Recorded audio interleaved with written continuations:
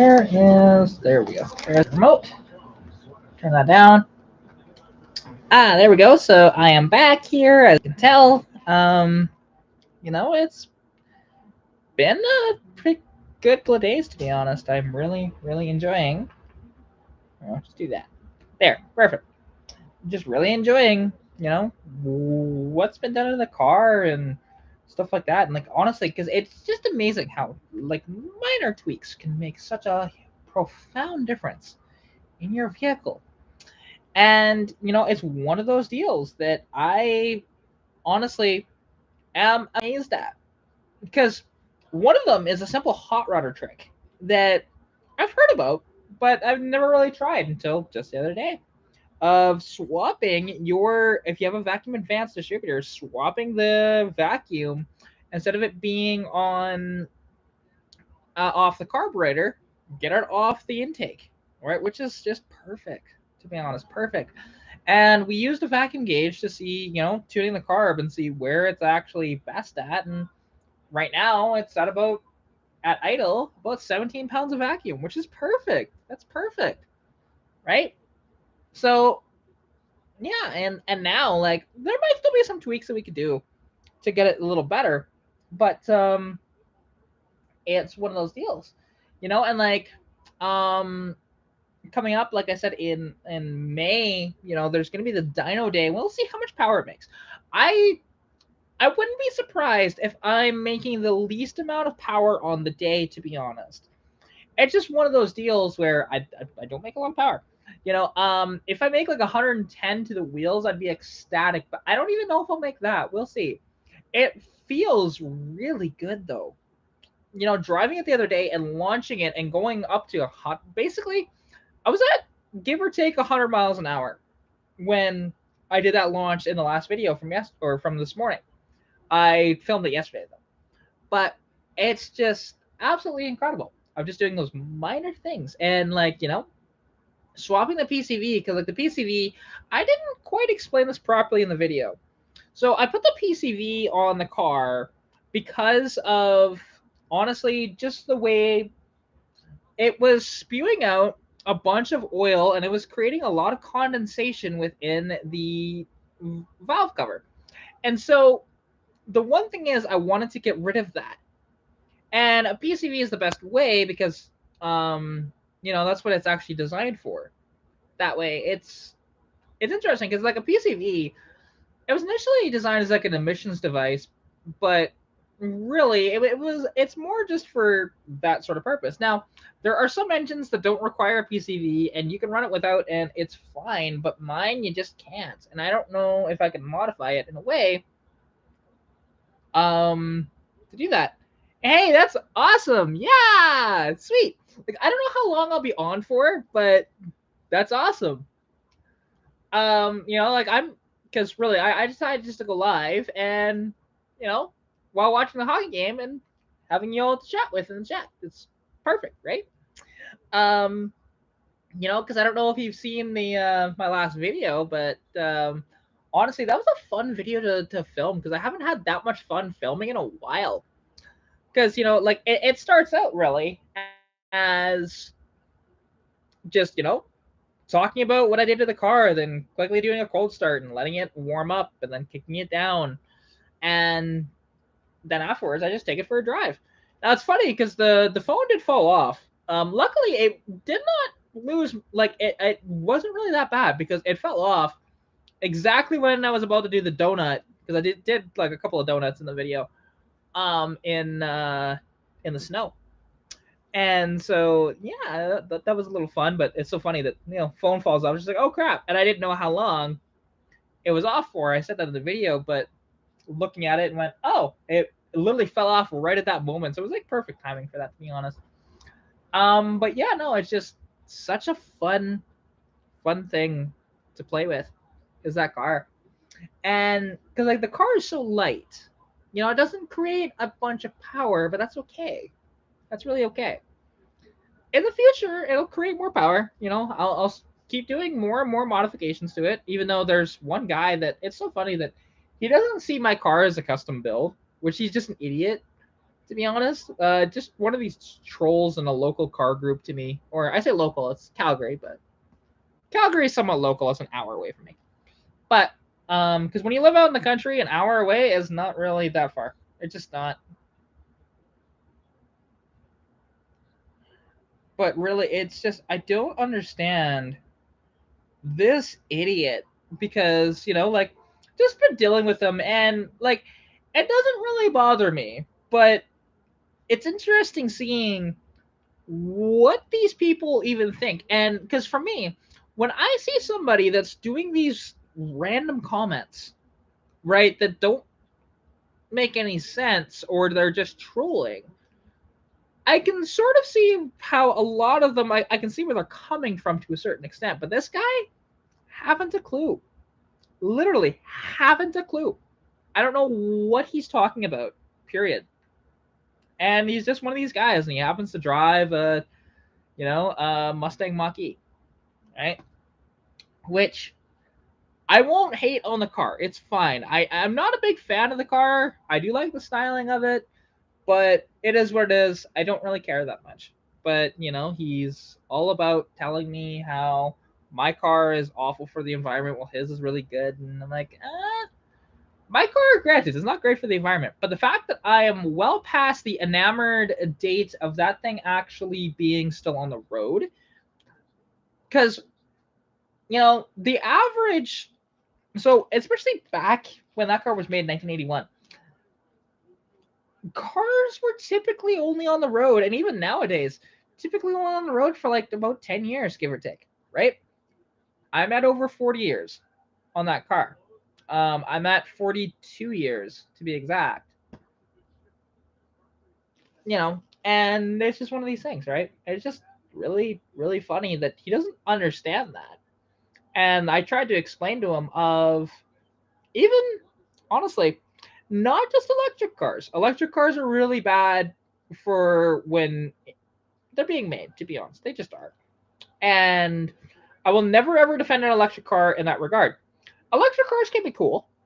They produce a lot of power, they're fast, they're quite neat in that regard.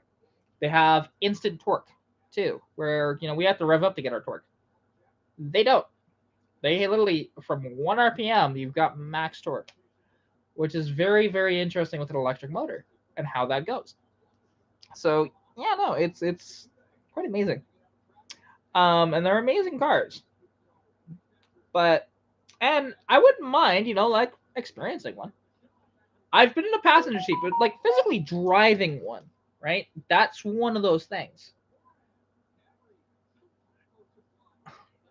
That's just one of those things.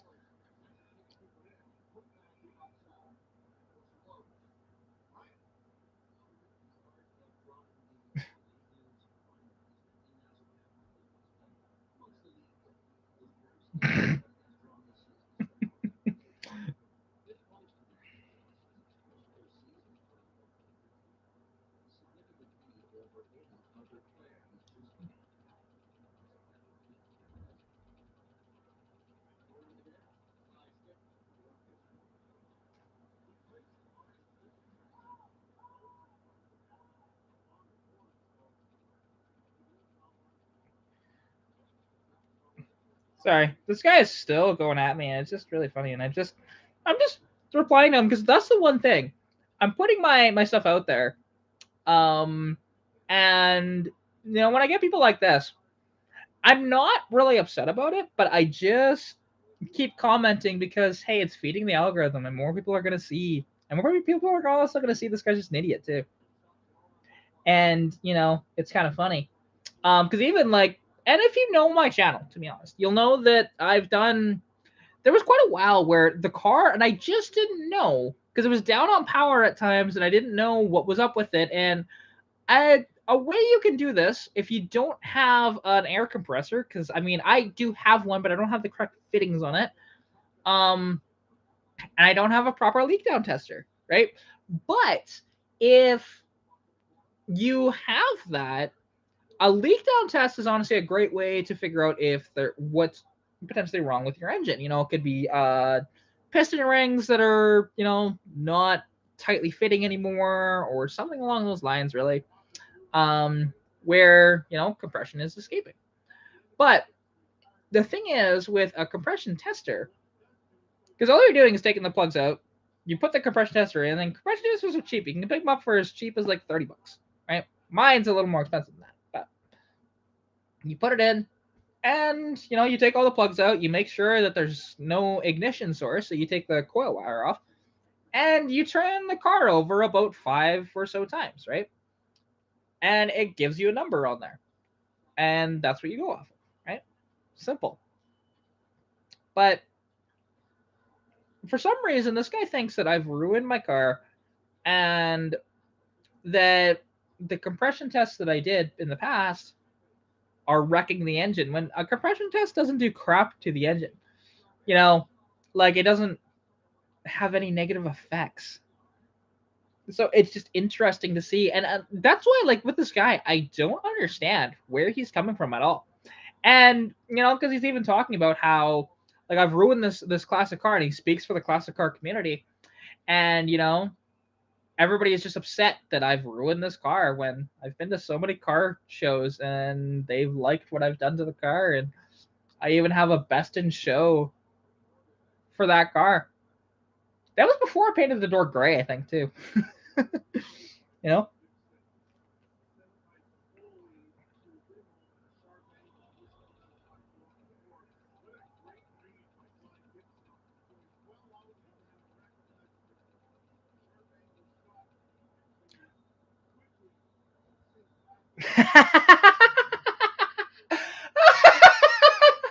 I like that one.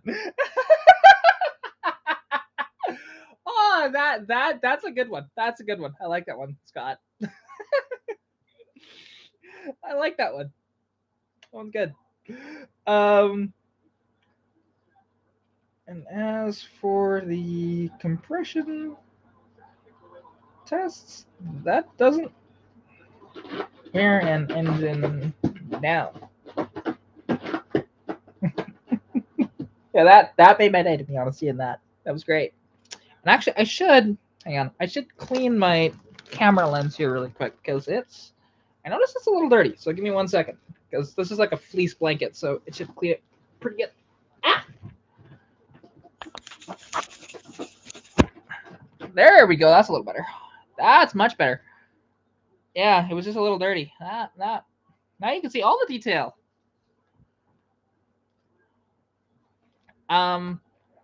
But it's just it's interesting how these people think, that way, and I don't get this guy at all.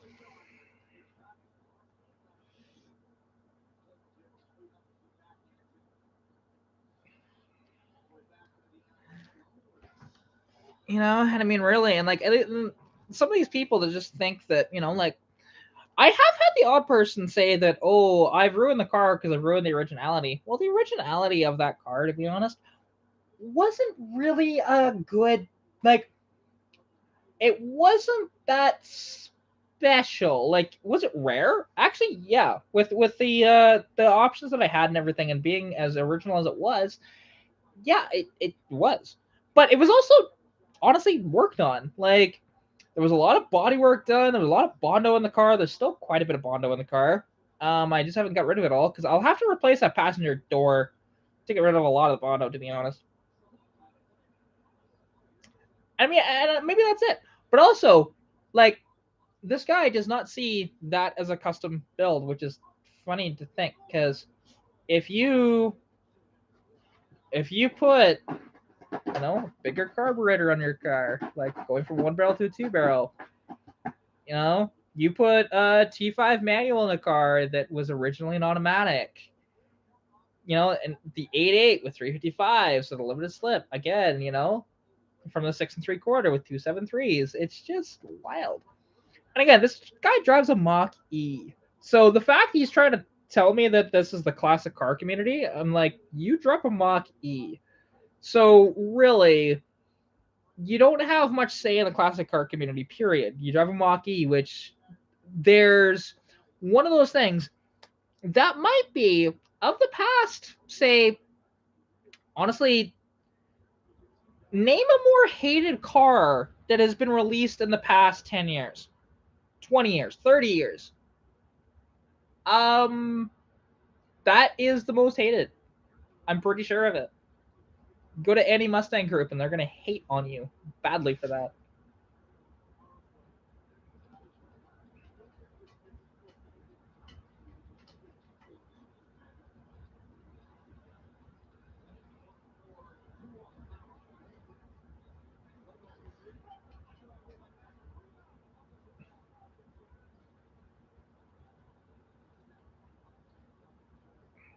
Which is probably the most hated vehicle made within 30 years. Period. It's just interesting of these viewpoints of people, and like and if you don't like a resto mod, then just say that, because that's what I'm kind of doing, to a certain extent, because it's not gonna be a full-on resto mod because I'm still keeping the 296, but everything else is being modified.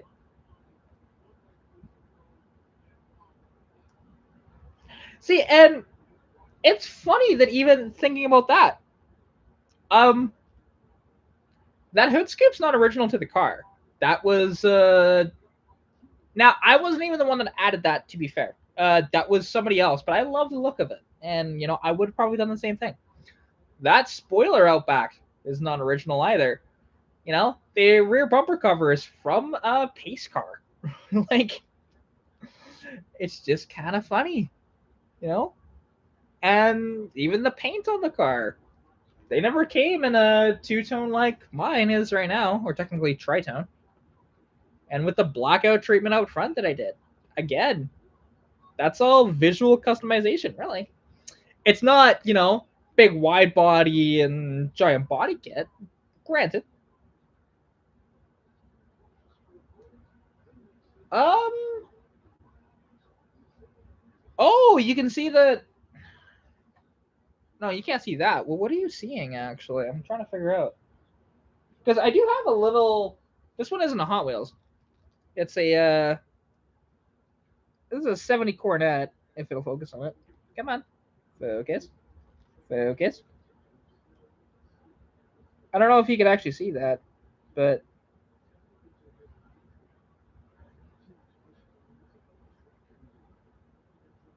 you know. And this is like, when people ask, what is my favorite car? It's that right there, 1970 uh, Dodge Cornet Super B.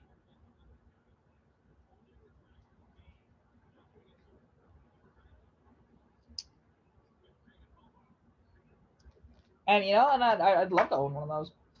And oh wait, are you seeing this back here on the fish tank? Because yes, there is this little. There is this little Honda Civic that I have too.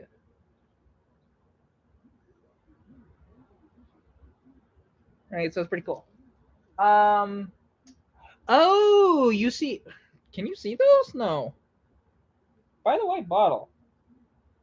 So there's nothing. Well, okay. There's these two, or these three. Hang on. I need to move some stuff around here. Give me a second.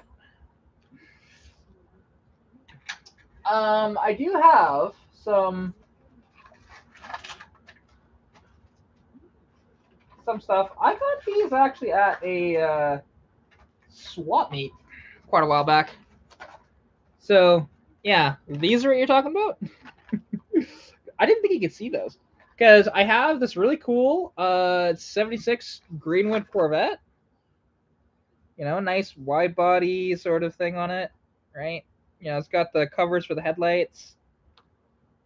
It's really neat. I don't know if you can really see the detail in that, but so that's that Corvette. There's this really cool Honda N600, which again, it's just not focusing properly. Sorry, guys.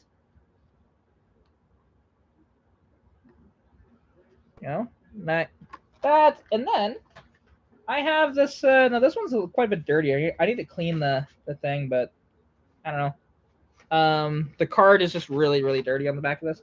But then here is a 67 Chevelle SS, right? That I kind of like too. So yeah, that's not all of my little Hot Wheels. I've got a few more around, but that's the ones I have within that you can actually see. Yeah, let's do see if I can put these up, kind of thing. Because I'd like to find more Fox Body stuff, but it can be a little harder to find. You know, when it comes to like the Fox Body stuff that I really like the 4i stuff, it's hard to find.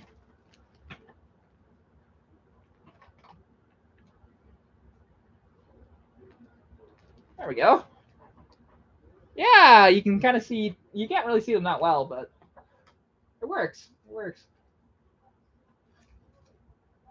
You know, kind of cool. And I can, yeah, I can try and put this one like that. There we go. Kind of thing. Oh, sweet. You know, I love, like, honestly, I love little models and stuff like that. It's, you know, there we go. Perfect, like that. There, I've got a nice little setup over here. Now, you can't really see the stuff in the background anymore, but oh well. I could lower this. There, now you can see that one. And I should do a little decluttering here. You know, I've got some stuff in my room too, but I'm not going there. Oh, miss.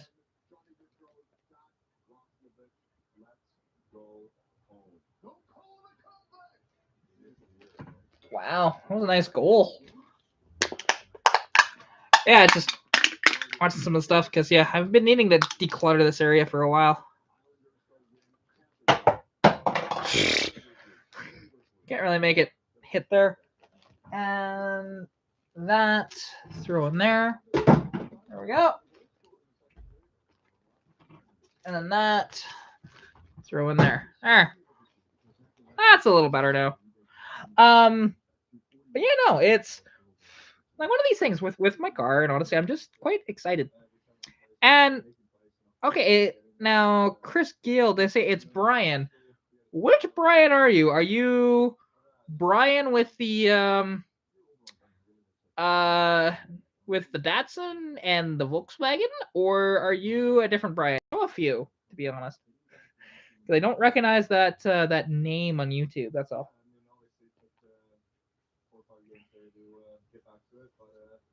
Ever since then, my confidence getting higher and higher, and I feel like I'm better and better. So just stick with it. It's I've been saying it a bunch lately, but it's a new day, it's a new game, and you play lots of games. So you just gotta live in the moment and don't get too far ahead of yourself. Keep it going. Thanks for stopping by. Of course. Hey Tim, how's it going?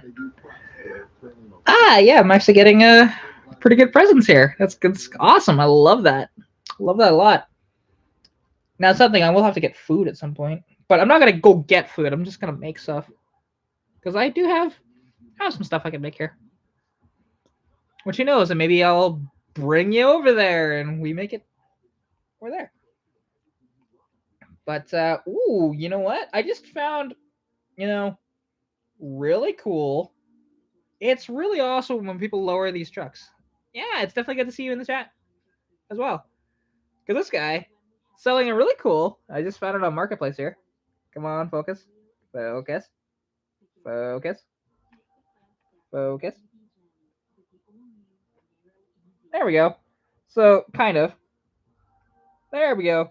So it's a 1985 Dodge D150, but take a look at how that thing is lowered. I love that a lot. Right? And I love the roll pan. That's beautiful. Right? Oh, whoops, didn't mean to do that. And it looks pretty good. Now, it is left-hand drive. It's just inverted on the camera. This is a nice little truck. Like, a little bit of dust, or a little bit of dents and rust and stuff, but really not bad. Now, he's asking a lot of money for it, though. And it might be. It's got a bunch of work done, though. I will say that. So that's pretty cool. And I like seeing stuff like that. Where because those trucks aren't really modified that way. Like there are, it's pretty sad. I love me a first gen Ram, and that's what that is, right? That's an '85. The Ram name started in 19, I think it was 1980. Um, it was either 80 or 81 that they actually put the Ram name on it, and that's considered the first gen Rams. But now we're at what, fifth or sixth gen? So yeah, and or like some people will call those the square body Dodges. Um, and like my dad owned one. He had an '81 D150 slant six 727. It had 410 gears in it from the factory, and it was bone stock, to be honest. There was nothing done to it. Um, Quite beaten up, but what was cool about it is that it had really no rust in it. A little bit of rust, I will say, on the floor, only because of, and it was just, you could have ground that down, coated it, and put some, if you wanted to put carpet in it, you could, but put some sound deadening carpet, that sort of thing, or whatever you wanted to do, and it would have been just fine. Like that thing, honestly, was such a good, because, and the reason why it got some rust down there, Doug DeMiro revived a Ram Charger. I didn't know that. That's cool. I didn't think he was really into Ram Chargers because he seems to be more into like his, like Doug DeMiro seems to be more into the sort of supercars and stuff like that, and even his little Mercedes G wagon thing.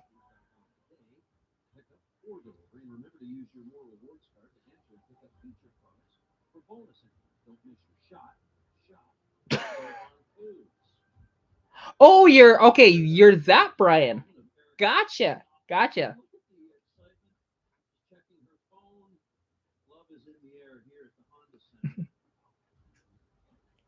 Yeah, yeah. No, I do. I do. I remember you.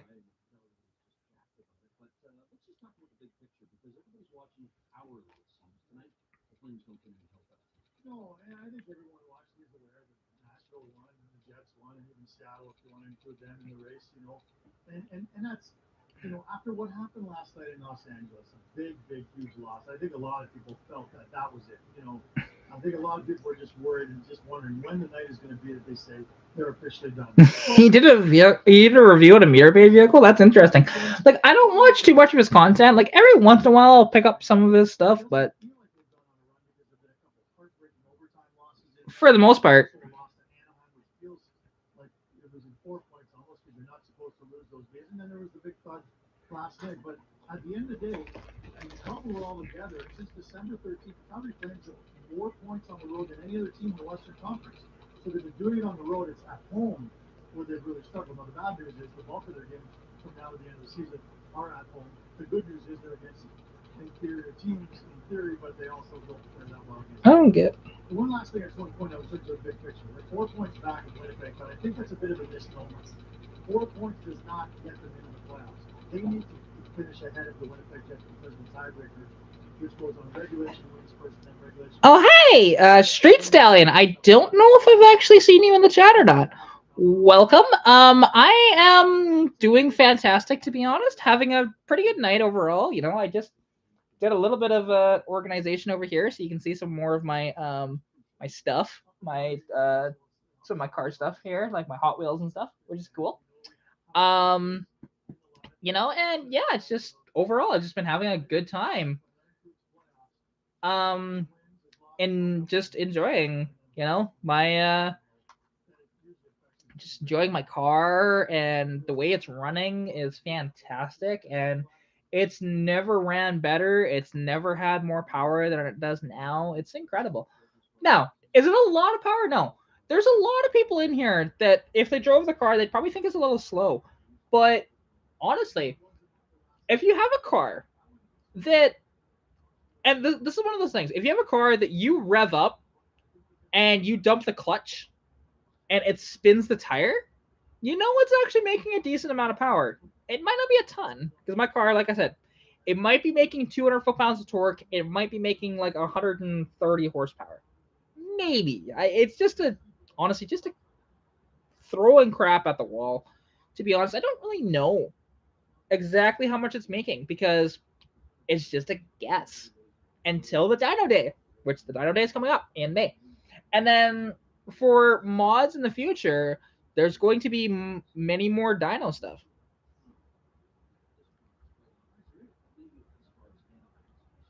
See, and now I do wonder, like, actually, that's something I want to look up. Because your car, unless if you've actually gotten a dyno at that number, because that would be gross horsepower, not net. So I am curious about to see what that actually would be 120 compared in gross compared to net. So that's what I'm gonna do right now.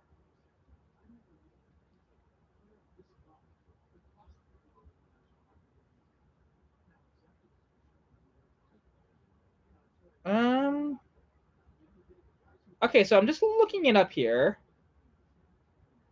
Because yeah, like gross ratings, if you don't know, and how your car would have been rated. So gross power has no accessories on it whatsoever. In fact, when they do that test, sometimes they don't even have a water pump on it, right? Like that's how they did that back in the day.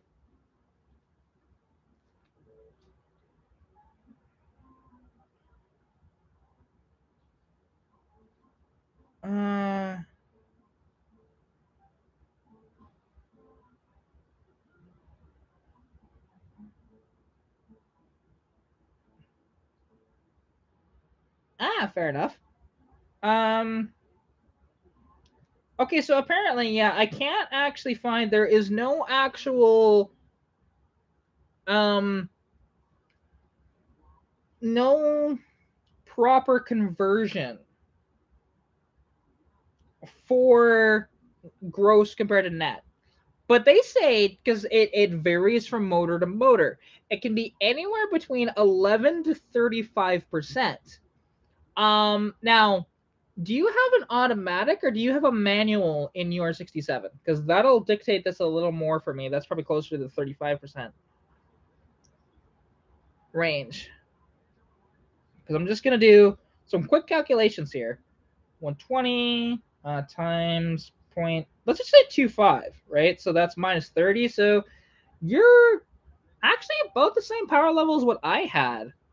Okay, C4. Gotcha.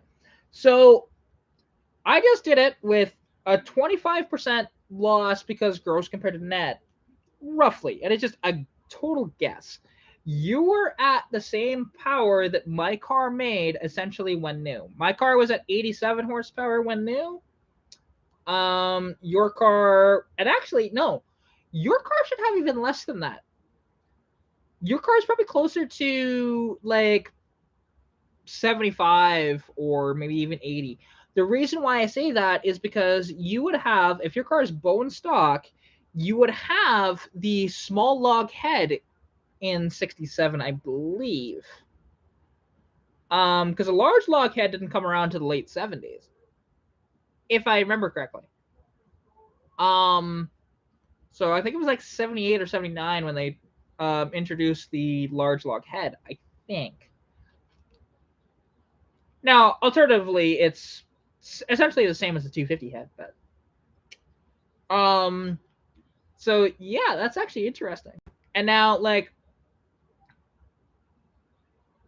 because yeah, because my intake flow should flow a little better than yours.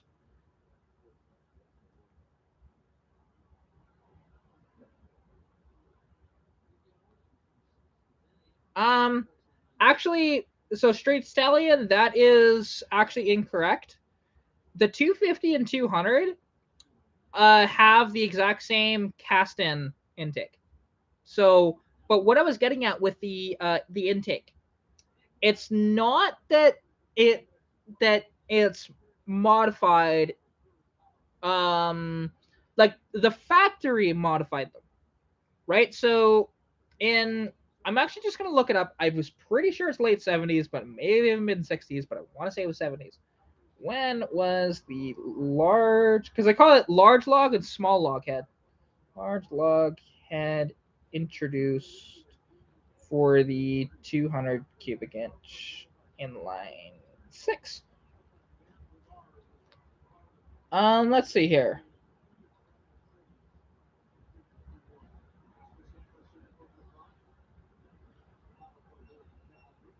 So just looking up really quick.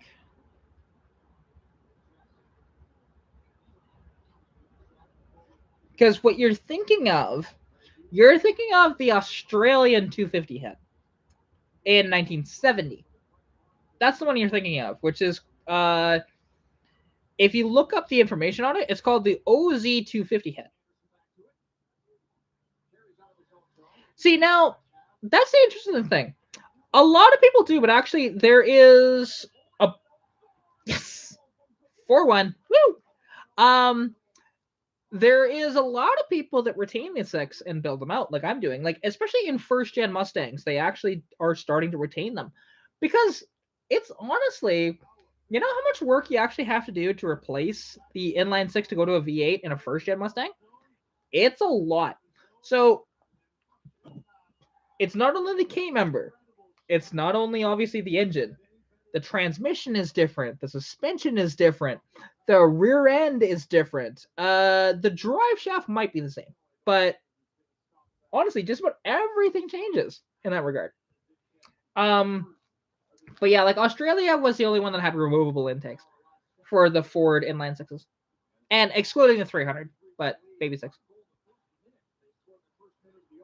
Yeah, oh, exactly. Like it's everything, right? You have to basically replace the whole car to go from an inline six to a V8. So, and like at least on my Fox body, all I'd have to do in regards to that is front springs, swap those out, and do the K member, and that's it. I can retain my stock transmission that way. If I still had the C4 automatic in the car, I'd have to get a different bell housing. But other than that, I could have done it that way. But you know, it's a little easier on the Fox bodies, a little bit.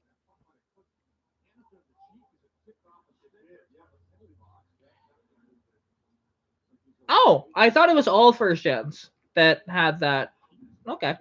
Well, what do you know? What actual parts that they did share between the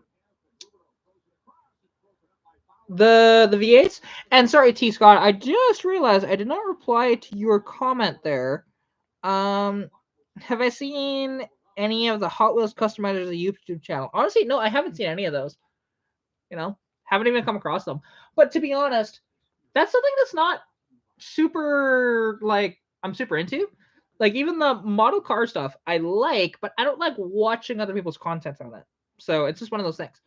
And I don't build models myself. I just never really had good luck with them, to be honest. I never had the patience to build out model cars. So yeah, like I like them. I like to collect them, but I don't really like to build them. You know, if somebody else builds them for me, I'm cool with that.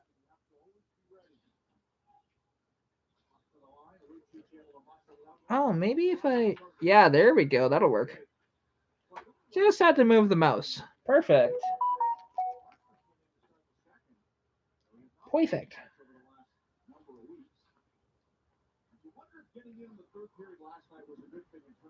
Oh, interesting. Okay.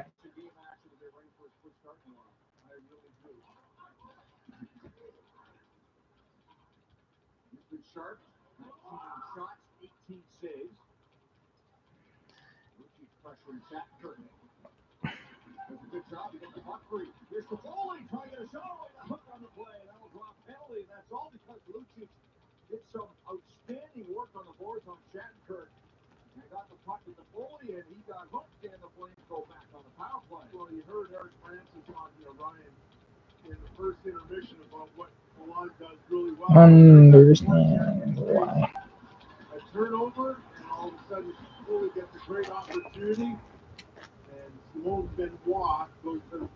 Yeah. Oh, of course. Like, and that's one of those things. Like, I wouldn't mind to get a first gen Mustang, but yeah. So actually, so Street Stallion, the Fox body, I will say, because I've looked into it. people have offered me the parts to actually do this, and I could have done it for free. I just didn't want to. That was the difference. So, an inline six Fox body, you can do it one of two ways. You can either swap the K member and change out the front springs. You could actually retain the stock springs, but it's just better if you have the spring rate proper. But you could do it. It's just your front end would be sitting a little lower. Just don't put wide, tall tires on your front end in that regard. If you're going to do that. So, like I said, K member, front suspension, that's it. Because the spindles, I think, are the same. The brakes are not, but you can just swap it very easily for V8 brakes, I think. And everything else is the same. Like I said, bell housing for the transmission is different. Inline 6 has their own. But unless you have the really rare, I've been trying to find one, to be honest. I found one at an auction, but it just went for way too much money, so I didn't do it because I was tempted to, pull that motor and put it in my car because it was a 200 inline 6 in a Fairmont that had the low mount starter on it, which if you don't know, with the bell housings of Mustangs, now 66 and up share the same bell housing pattern, but the there are some starting in 1981, and I don't know the cutoff for month because my car was built in, I believe it was March, and I drove an 81 Capri that was built in July, and they were both the high mount starter. So that's one of those things that I just don't understand. Of like and when they exactly did it, because there's a low mount starter which is really cool because they share what is considered 3/4 of a small block Ford bell housing. And you might think, well, what does that exactly mean? And I can tell you. So the bottom 4 bolts all line up, the top 2 don't, but you can just drill the extra holes in your bell housing and get them to work that way if you want to. But to be honest, you don't necessarily need them.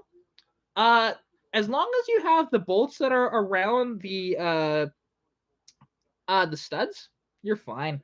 You know, or like I should say the dowel pins, not studs. But you have those ones in, and yeah, your transmission is gonna be fine. However, it's nice to have that extra security of the extra 2 bolts, right? Um. Oh, interesting. That's kind of cool. I mean, I have actually. Hang on. Actually, I have seen. So that's not. I don't think that was a Hot Wheels car. They may have driven in front of the Hot Wheels sort of thing and gotten a picture done, but I think that's actually a real car that somebody just built. That yeah, it has a Ferrari V12 in it.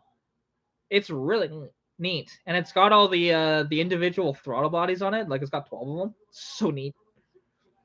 Like that's the one thing. Those old motors, like those old V12s from Ferrari, are beautiful engines. Now, Ferrari as a company, I hate with a passion because of what they do. I don't like what they do. I don't like how they control everything that happens with their cars on the private market. They don't want you modifying their cars or anything like that. Like even um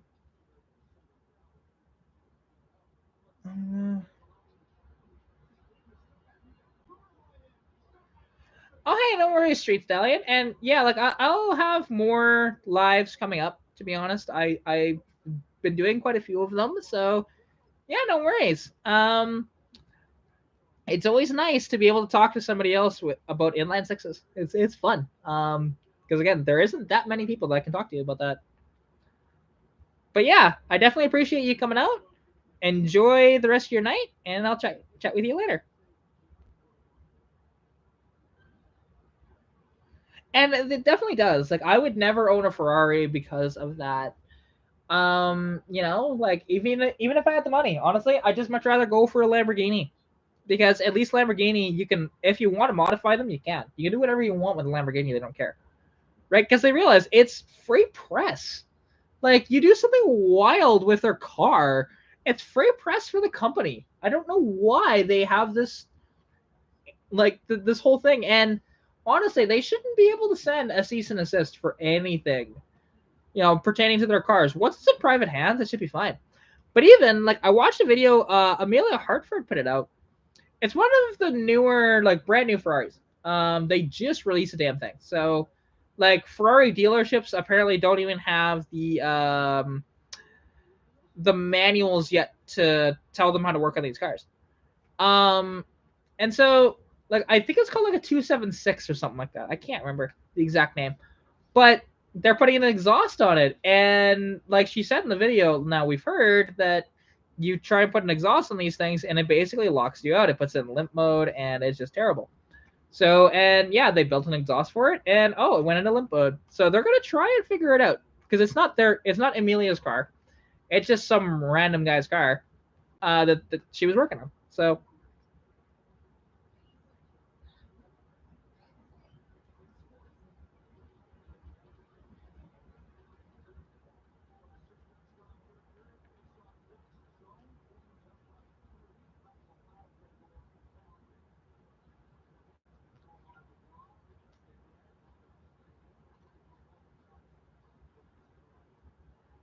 not really. You more or less lease Ferraris.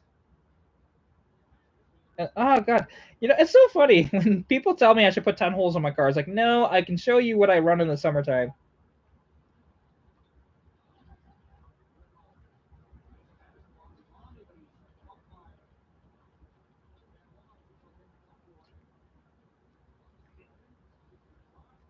And and,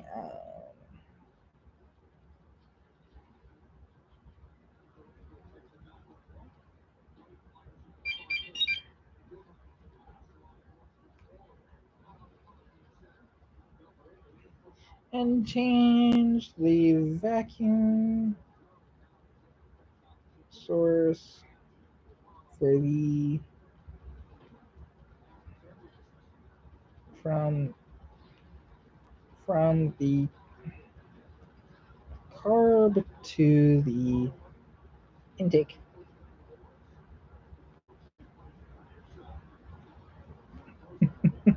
There we go.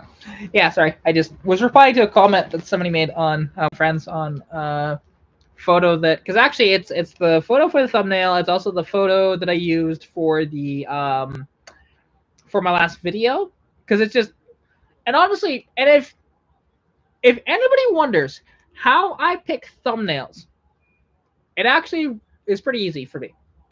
So I will watch my video back and I will basically put it in slow motion um at a part where I think that would actually make a pretty good little thumbnail that I look decent in. So that's what I do. I just take a screenshot of that and that becomes a thumbnail. Right? So yeah, that's how I do these.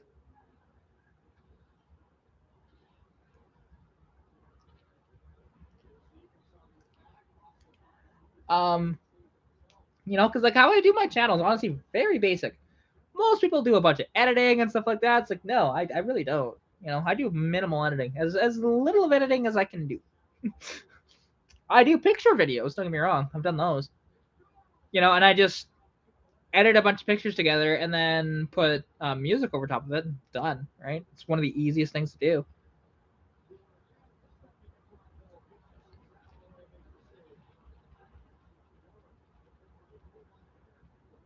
Don't do that.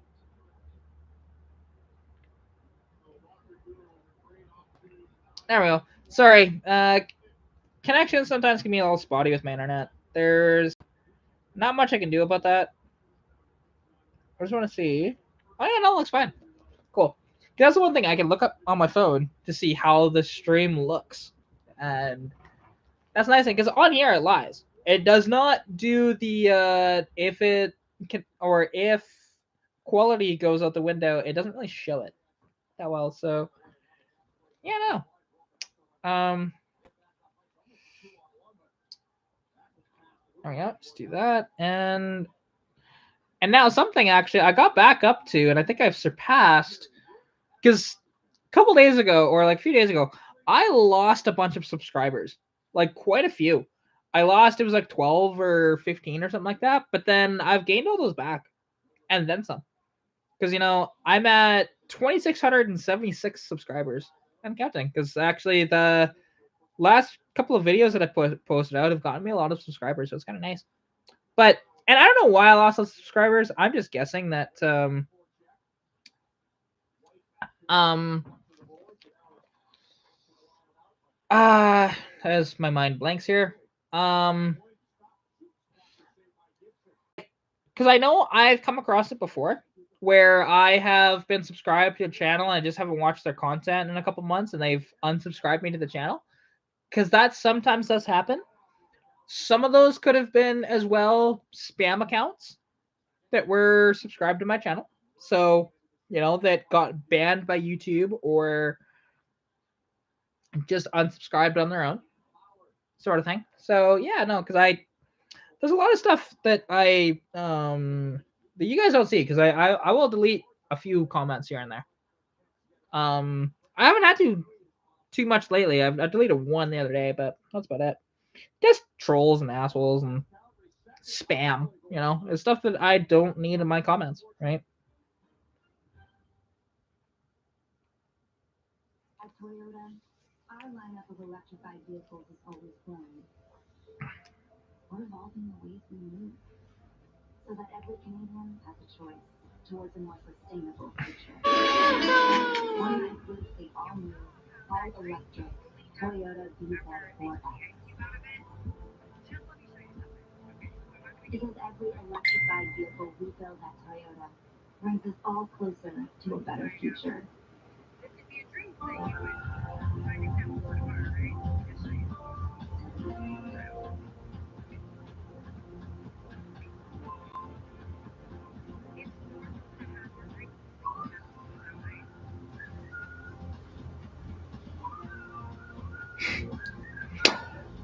But yeah, no, I'm because sorry, I just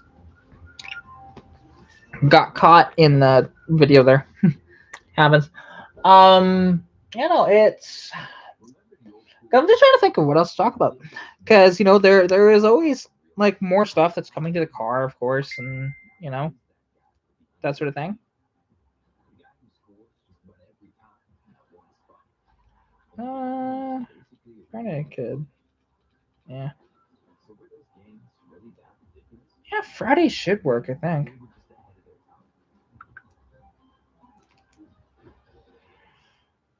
And it's just gonna be fun because and now like lately, I haven't had my sleep schedule has been all sorts of screwed up, so I'm gonna need to figure that out, to be honest. Because Saturday is a swap meet, and I'll be leaving here at like 7 o'clock, 7 a.m. So I'm gonna be quite tired that day, and just hopefully I can get to sleep. Get my sleep schedule a little better. Subtle celebration here. I'm not going to get too excited, but he has played so well in tonight's game, and each and every game he's getting more and more comfortable. His last shift, he made about 2 or 3 really smart defensive. But yeah, no, I'm like honestly, because I just can't wait to see like coming up in May. There is the Dyno Day, which I will continue to promote quite a bit. It's one of these things where because this Dyno Day, not only will I be there, but also like the message behind it and the fact that all proceeds are going towards women's charities. There's gonna be prizes and stuff like that. Like who knows?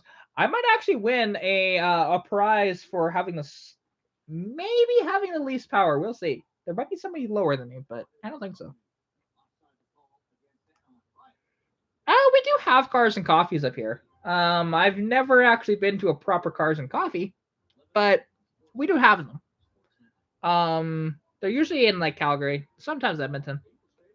Never here, of course, because it's too small here to do that. But I've also distanced myself from the car community here in town. Like, and there will be, because coming up in April, there should be. I'm just gonna wait to hear from the Dark Horses Mustang Club to see if they're gonna do one. Because most years they do a kind of cruise and meet. Well, I say cruise, they don't cruise. They go mock chicken. Um, I have personally been over 200 kilometers an hour on one of their cruises, and not in my car. It was I was a passenger in my buddy's car. But so that's the one thing about their cruises.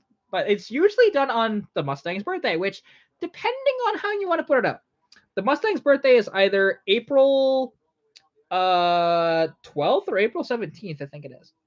Because the one is when it was released for the press, and the other one is when it was released for public. So I'm just not sure when the exact day is, but I'll find out. They usually do something. Depends on if it's snowing or not, because sometimes the snow is gone, and by then, and we can. I mean, right now you can actually have cruises. It's just roads are a little dirty. Other than that, it's great. Because a little dirty, a little wet, but there's no snow on the roads. There's no ice. Just a little bit of water from time to time, and just a lot of dirt. So it's gotten a little toxic. There's a couple of people that have made it just awful. And, one of the guys is now currently running it, or at least helping run it. So I don't want to deal with him ever. He's just a little asshole. And then there is another dude that, again, he comes to the meets. He's loud, he's brash, and he's just an asshole. Um, like he talks, like tries to joke with me like we're friends, but we're not. I don't even like him. Period. Because there's one thing, I have friendships where it's just insults, to be honest, or can be insults, chatting. And I think, a lot of us kind of have those kind of friendships that way, or at least hopefully we kind of do, because they can be a little fun. But that's not who I am with this guy, period. I don't even like him at all. And yeah, his name is Mike, and I hate his guts, to be honest. There was one incident back in last summer. I was driving my convertible and just happened to be at the gas station that's near his house. Um, so I stopped for gas, and he happens to be at the pump right next to me, and I was paying in cash. I just had to go into the shop and quickly pay cash. And he mutters something which I don't remember exactly what he said, but then afterwards, um, he goes, "Hey, you're not supposed to be within 50 feet of me," as a joke, right? But I just get a little pissed at him because I'm like, dude, just stop being an asshole. I'm tired of it. And he starts screaming at me across the parking lot.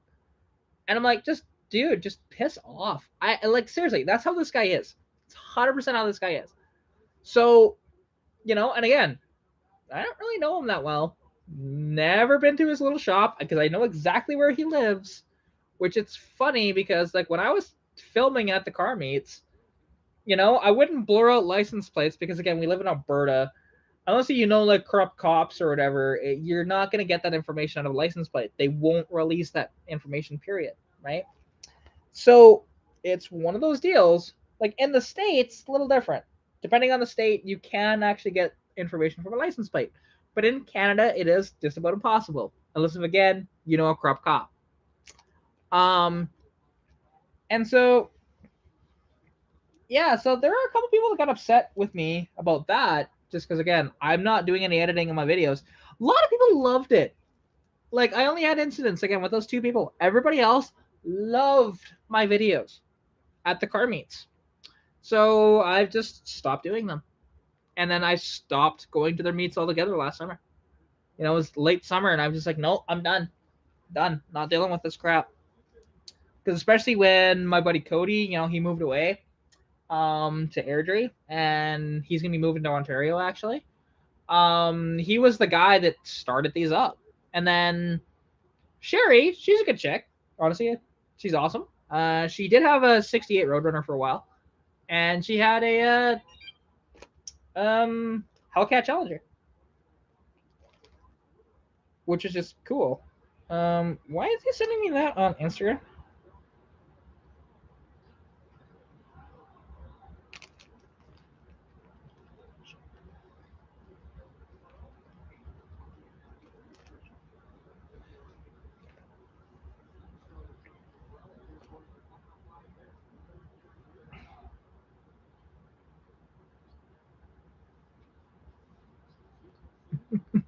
There we go.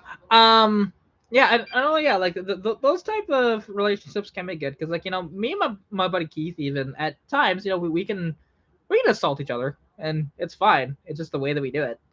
Um, because again, there's the way you do it as well that makes a difference, and it's just kind of fun, right? And they can be the most fun friendships.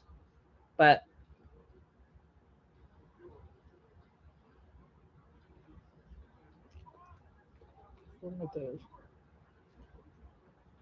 there we go.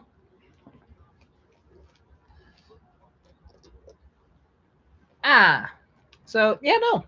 Um, it's just gonna be cool, and like, and coming up. Oh, nice goal! That was a beautiful goal, Manjipani. That was a beauty.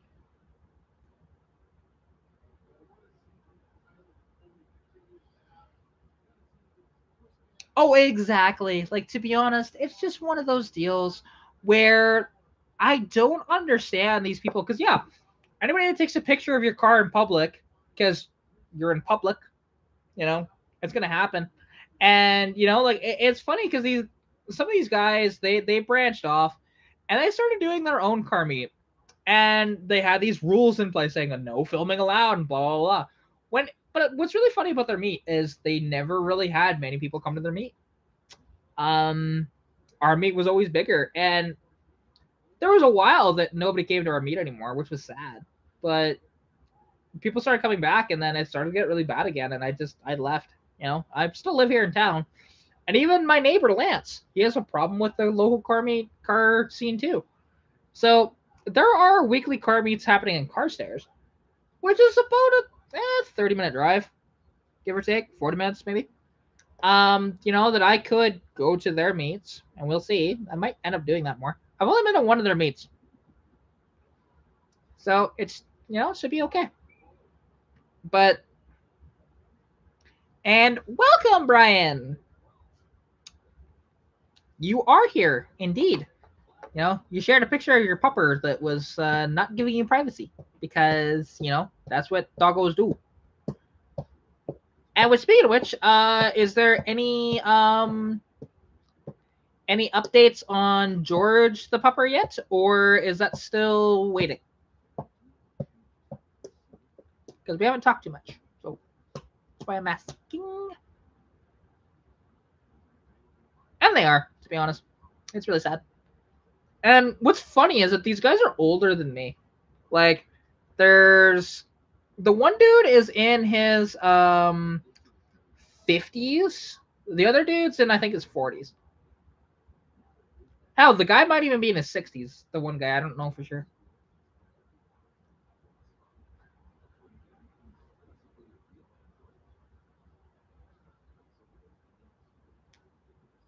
Yeah. Oh, I mean, that's the one thing. And like, for me, I just wanted to share. Now, the one thing that I made a mistake of, I will fully admit this, that I made a mistake and I addressed it on my channel and moved on, is I was pointing out flaws in the cars. And it wasn't in a way to beat the cars down, but it was to show that it doesn't matter what you have, you can, drive it to our meets, you can enjoy it, right? And nobody's going to discriminate. And that's the that I was trying to get across, but it did not come across that way, I guess, to these guys. So I addressed it on the channel and moved on. But there was one point that even this guy, like I said, he's like in his 50s or 60s. He got really mad at me. I still have the messages that he sent me.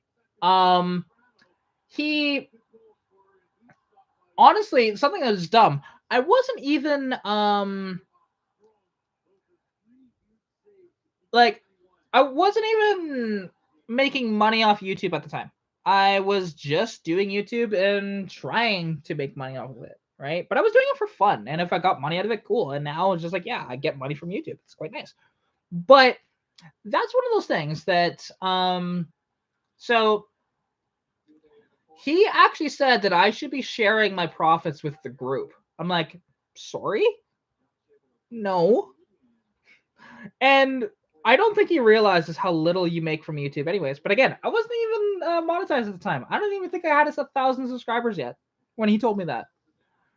Like I had maybe 800 subscribers, which again, you need 1,000 subscribers and 4,000 watch time hours within the past year to be subscribed or to be monetized on YouTube. So that's how it goes. And okay, fair enough, Brad. Well, do let me know.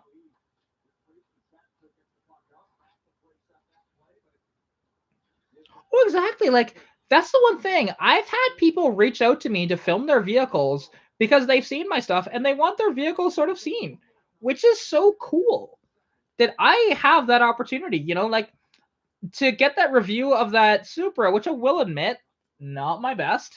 I did not really like the quality of that video when it got released. To be honest, it was just bad. Didn't have the right roads.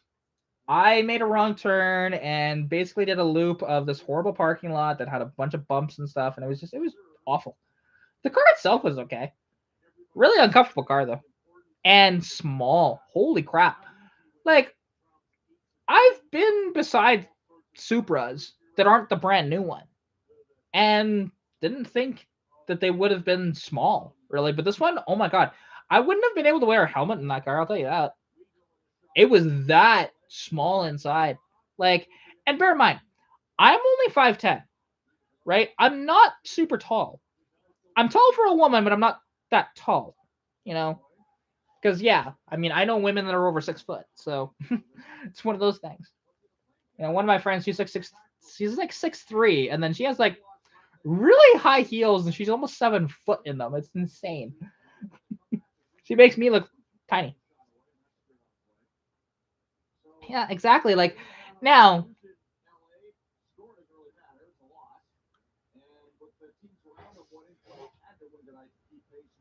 like don't get me wrong.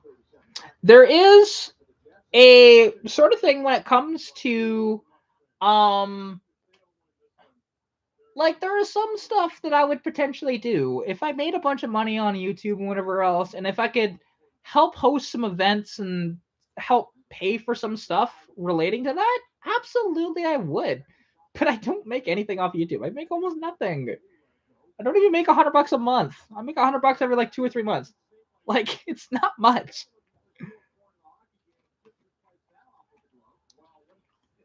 Yeah, exactly. Like stuff like that. I would if I had the money, I would help to do that. But I just don't. Like it's so funny when he says that, and he has a ton more money than I do. I'm broke. He did a one hell of a cool build on his panel truck, but I don't even give him the time of day on that truck because it's just one of those deals.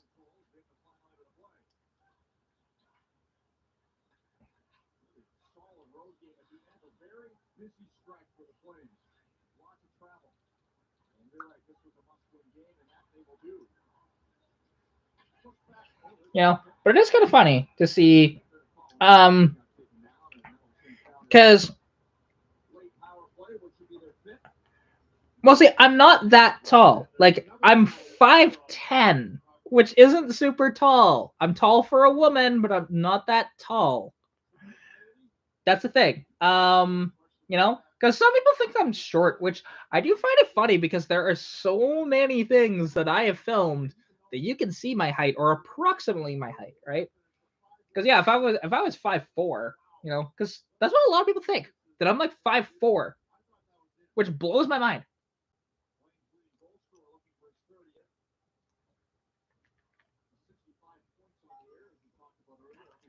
But yeah, no, and it's one of those things.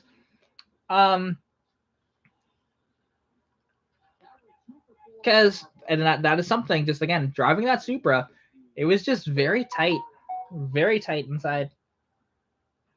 Oh my god, here he goes again.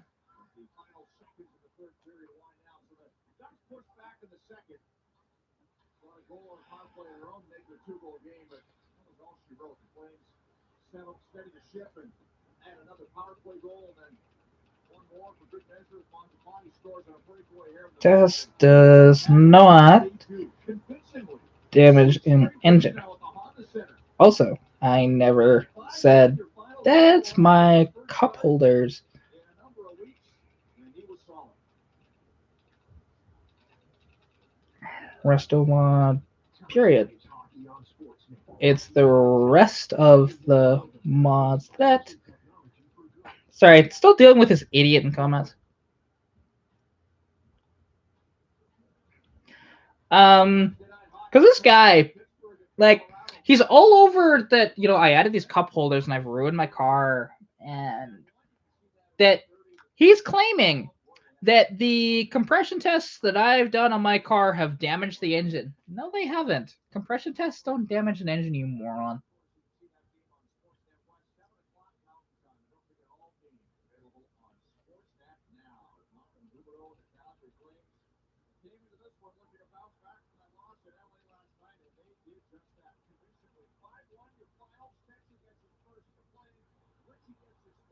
Like, ugh, God.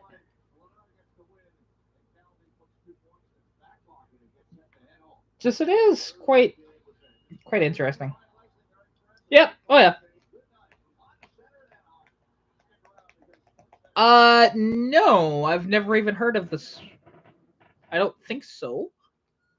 I don't think you've sent me that, Brian. And of course, I'm still gonna keep going because this is the one thing. It's trying to when I deal with trolls like this, it's not that I'm upset, right? I will never be upset at a troll. 9 times out of 10. There's been the odd one that's actually pissed me off, but that's because I'm having a really off day.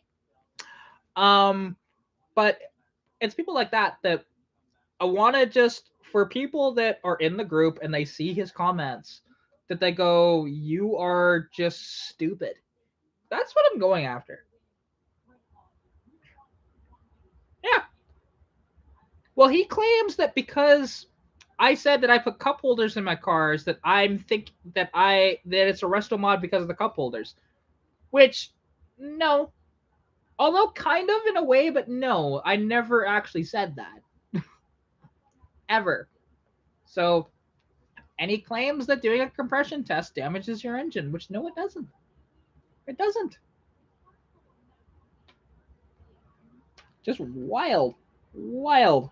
That this guy is what he thinks and how incorrect he is. Exactly. You know, and how I did it was kind of cool because I chopped, like, yes, I chopped up an original center console. It has scratches in it. It's not really that rare. I think I have another one, to be honest. That's all together. So it doesn't really bother me to do that. Right? And that's one of those things that, you know, like, because I'll continue to work on that. Like, because there's stuff I want to do to that center console. Like, so I want to remove the shift boot at some point because it's kind of an awful shift boot, to be honest. And I want to basically, so where I've cut off the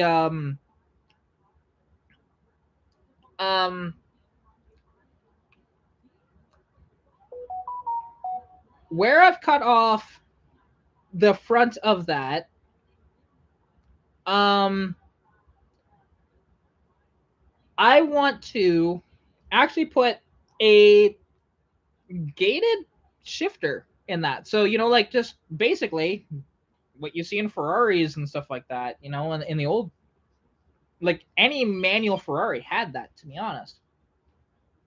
Now, why are you sending me everything over Instagram? It's kind of weird. Usually send me stuff over Facebook. Like, I'm fine with you sending it over Instagram. It's just interesting that you've changed to that.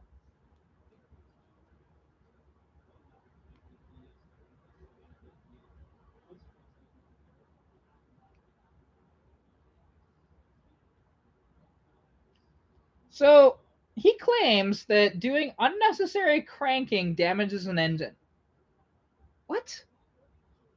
No. What damages an engine is if you crank without oil coming through, then yes, that can damage an engine.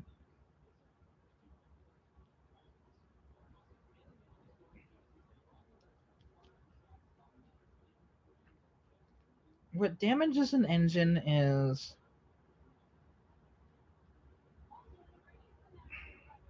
the only way that would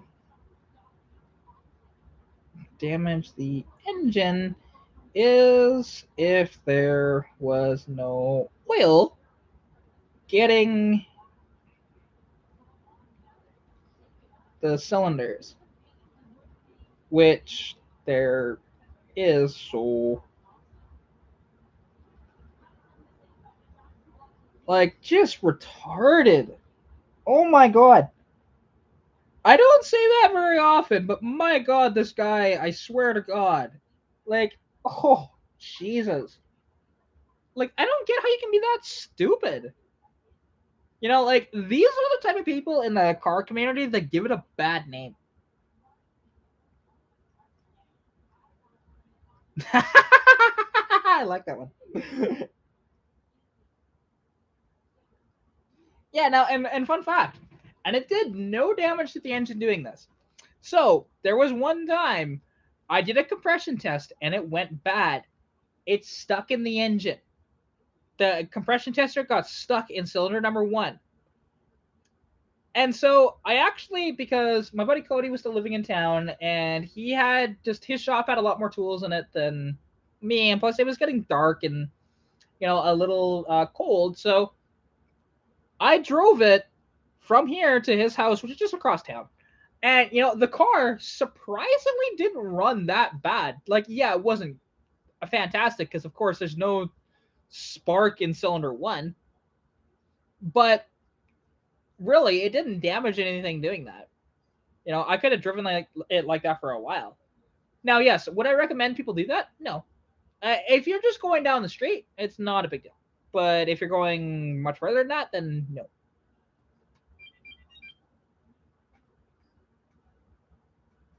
And he might. Well, I mean, you know what, Brian? I will tell you, he thinks so he owns a Mustang Mach-E, that electric SUV.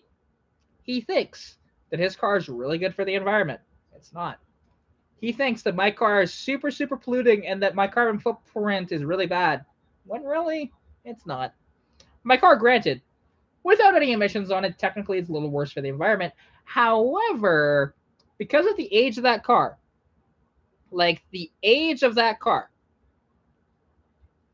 it is now 42 years old, right? And 42 years old this month, actually. That car is well past the date that it should have been off the road. Right? Like, and also, it's not just EVs. If you think about it, brand new cars in general are terrible for the environment in the fact that of how much wiring they require and how much computer chips and all that different stuff, right? It does take a lot more to build a newer car than it did to build these old cars.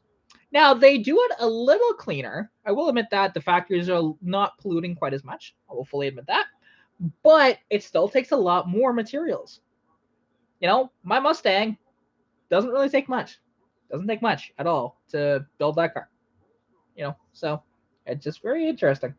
And because I'm going to eventually do a video on this, of explaining the reason that electric cars are not good for the environment and why we should be going towards hydrogen fuels as opposed to battery electric. Because I will fully admit, the internal combustion engine isn't really the way of the future. I totally understand that. But a hydrogen fuel cell electric car actually makes the most sense. You're still going to have batteries, no matter what. But you could actually run, so essentially, for a or not a battery electric, but a hydrogen electric car, you could have a hydrogen fuel cell that honestly will power basically just like one sort of battery, or even send its signal directly to the electric motors, because you could do that, just do a direct drive to it, and it would be essentially a hybrid system, but it would work very well. And hydrogen is an infinitely renewable source that we have, right? You can harness it from anything, basically, like just about anything, for hydrogen, which is amazing. Although something interesting that Donut Media put out, now it's still in early stages for this.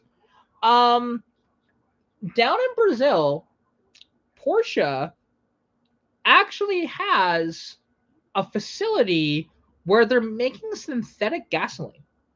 So they're not actually. It's a very interesting video. If you want to go check that out, again, it's Donut Media. You'll find it.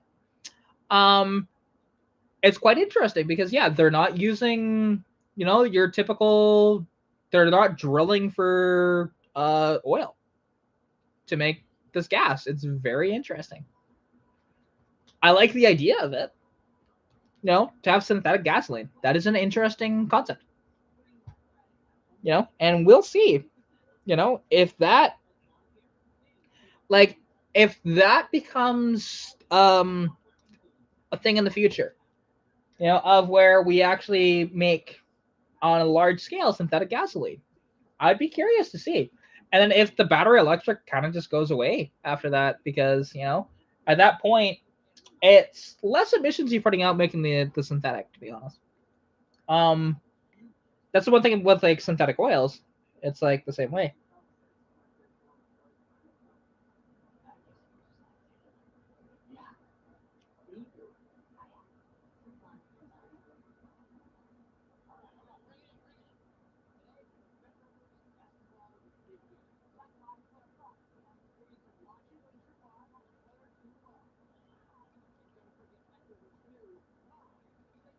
Mhm.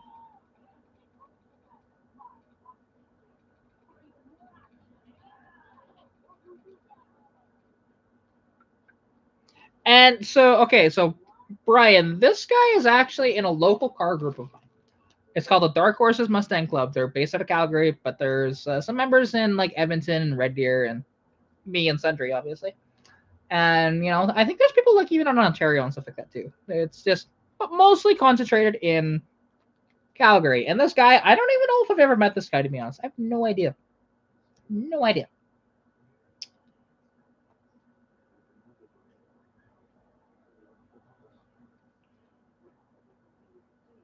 But yeah, it's interesting how, because even this guy claims that I've ruined the car because I've ruined the originality. I'm going, it was quite original when I got it, but it doesn't mean that it wasn't messed with.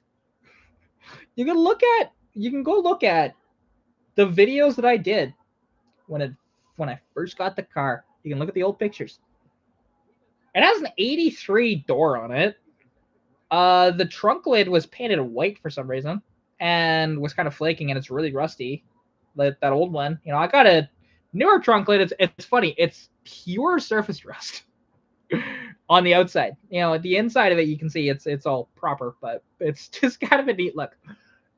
That won't stay like that for too long, but it's just kind of funny. Put that on there. So now, I no longer get anything leaking into my trunk, so that's nice. No water. The seats were just trashed, to be honest, or at least the driver's seat was. But the passenger and rear seat were just so uncomfortable. You just could not sit on them for long periods of time. Like I drove that thing to Calgary a couple of times with my dad, and like him in the passenger seat, and he was so uncomfortable in that seat. Which yeah, I was very uncomfortable in my seat too. So then I got that 83 parts car, not my convertible parts car, but there was another parts car that I had. And you know, uh, I took the seats out of it, I took the carpet, and actually it's kind of funny. So before any of that, I didn't actually buy that car for the seats or the carpet. Not at all. This is how I actually met my buddy Greg. And where I've sold a few vehicles, quite a few vehicles for him. But I bought that car initially because my rear defrost switch did not work. So I bought the entire car for the rear defrost switch because I couldn't find one. Because I initially looked at that vehicle, that car, because it was a notchback, a V6 that I don't think ran. I didn't try that hard, to be honest. I didn't know what I know now. I could have potentially got the thing running if it wasn't seized, and I don't even know if it was seized. But 3.8 V6, carbureted, and I should have really. because they're kind of hard to find. I should have pulled the intake and carb off that. To be honest, it would have been better. I pulled the original electric fan because that actually worked, but I can't actually mount it on my car because it's too wide. Like it's too big. Uh, it's it's just an old school electric fan. So and it's probably not that efficient, but it probably would have been more efficient than my clutchless fan. Because yeah, the fan in my car right now it's straight up. There's no clutch or anything. It's just straight up a fan. It's spinning all the time. And it is plastic. And it is a little tatty. Like it's something that will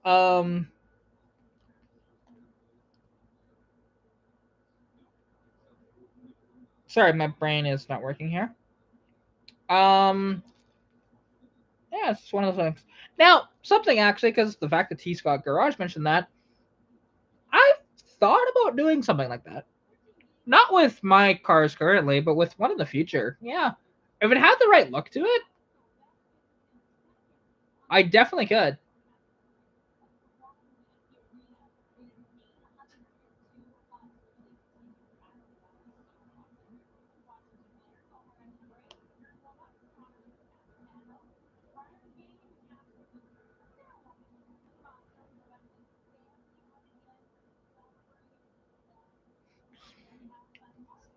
Well, that's really neat.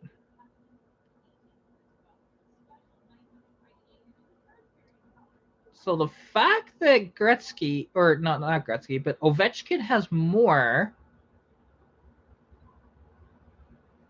40 goal seasons, a total of 13 of them, more than Gretzky. That's amazing. So he broke Gretzky's record. So that's one down. He just needs to get all the goals. He just needs to get all the goals.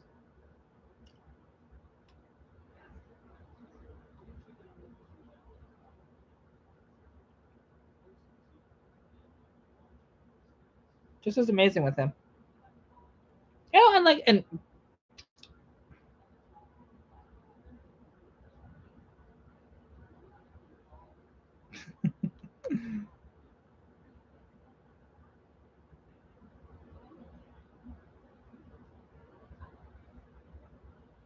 how many does Gretzky have?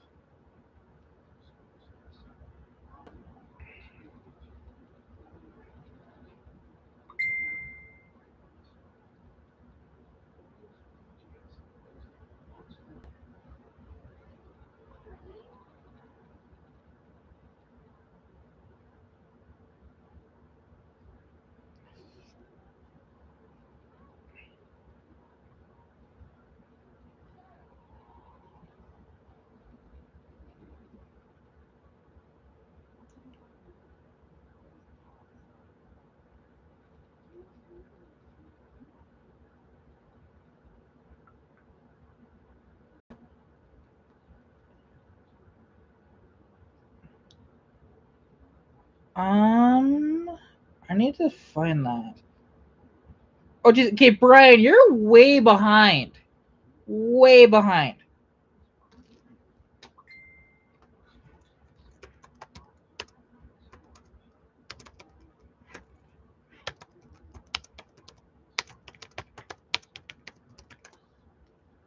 There you go. I just had to type that.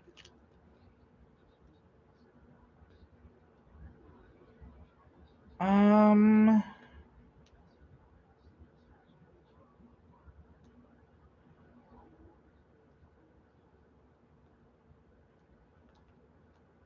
I think yeah, yeah, because it's like that was like a conversation almost 10 minutes ago, so that's why I'm a little like that he's still talking about that. I'm pretty sure he is. Um, let me see if I can find that stuff.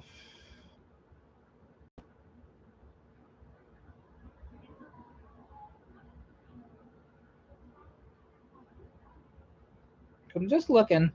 Sorry, somebody's asking me for some um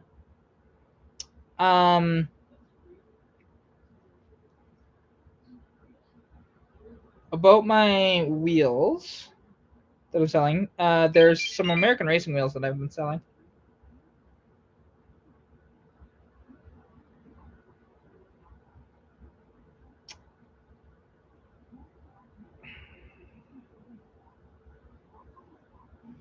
So,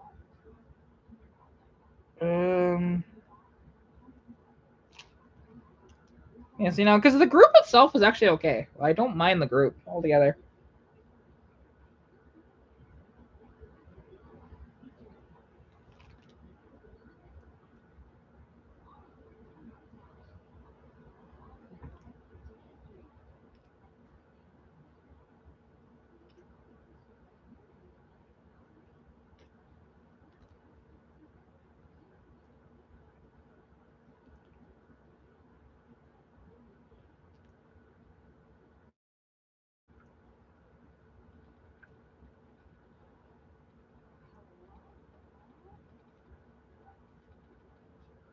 And so, three, three.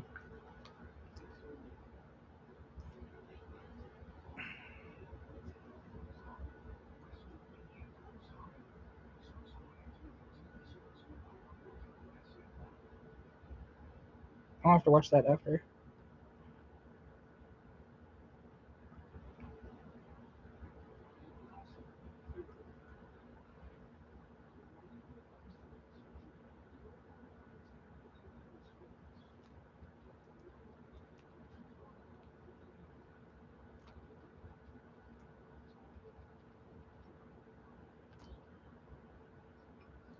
There we go. Yeah, that's funny. He stopped replying now. That dude. His last comment was 18 minutes ago.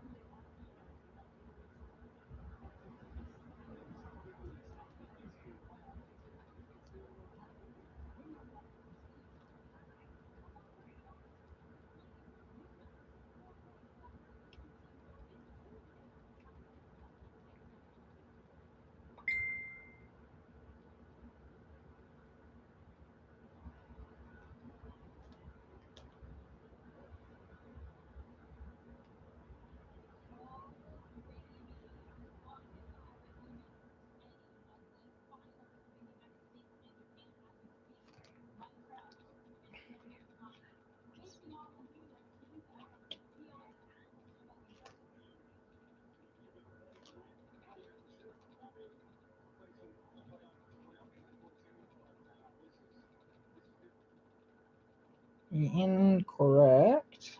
Sorry, I'm just somebody's interested in these American racing wheels I'm selling. So um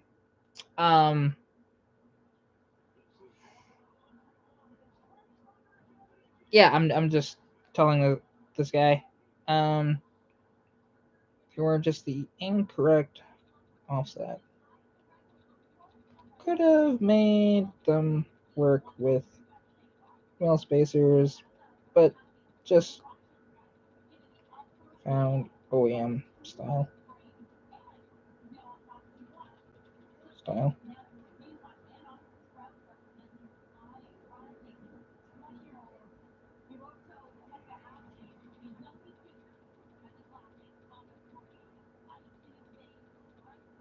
It's 5 by 115. And they are both black and silver.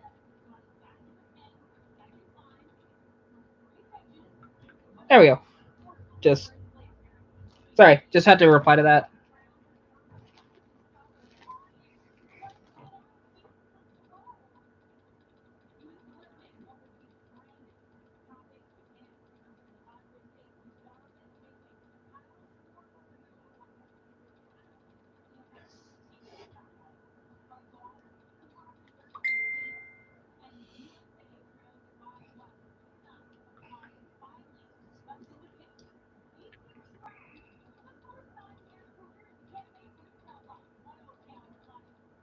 Old builds.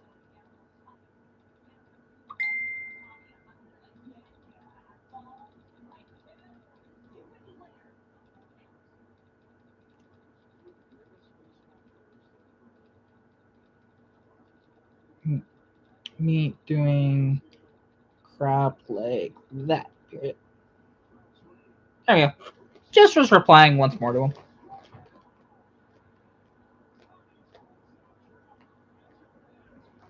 Uh,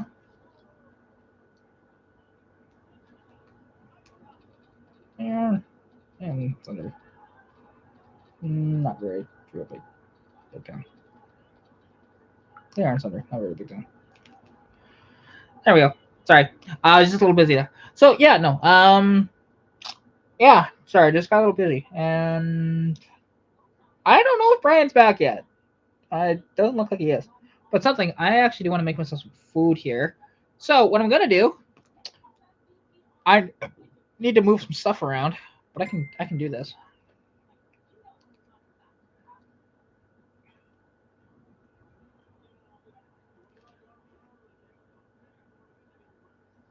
I have seen Trunk Monkeys. I have seen that. It's a great one. That actually just popped up in on Facebook actually, and I haven't seen a Trunk Monkey one in a while, so it was kind of nice to see that.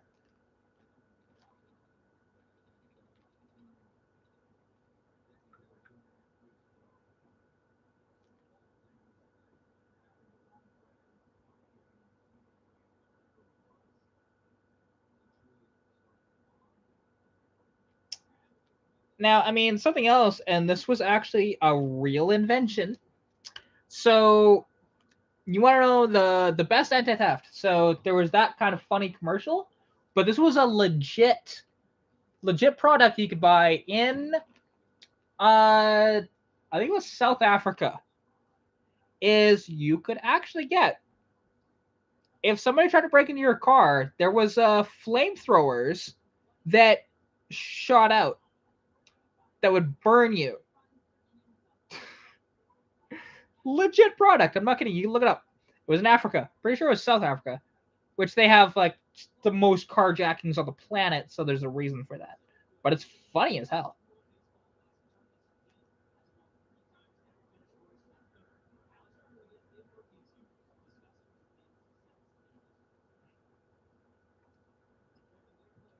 I don't know. Are you up to speed now, there, Brian? It seems like you are because you just commented on that.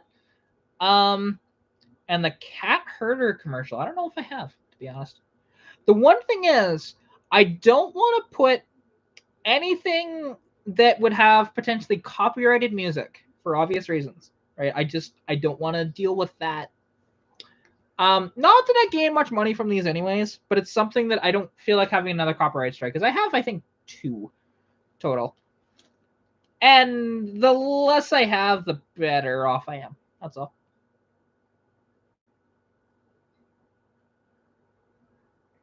But actually, something. Ooh, actually, I need to go to the bathroom really quick, so I will be right back. Um, I guess I'll chat to you because I will load up the chat in on my phone as I'm in the bathroom, so we can still chat there. But obviously, I'm not bringing the laptop and the camera. So, okay, now don't fall, don't fall, don't fall, don't fall, don't fall, laptop. There we go. It's not a stiff mount.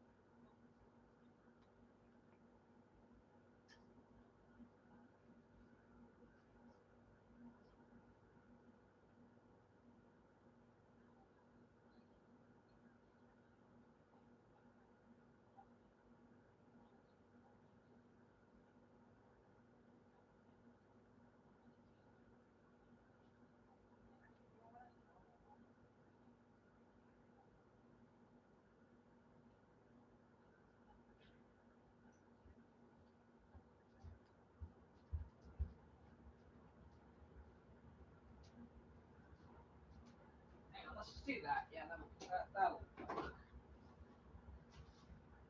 Hang on, I'll be back on screen soon. I know you can hear me.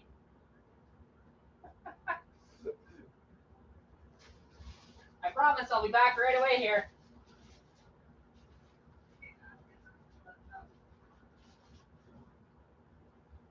Hang on, I'll be back on screen soon. I know you can hear me.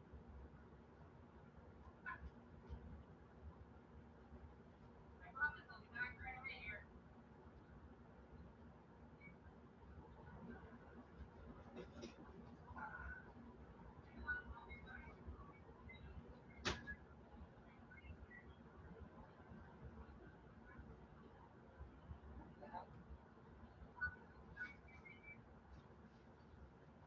Why did that happen?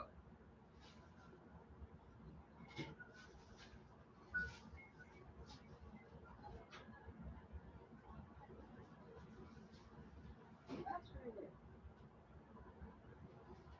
Okay.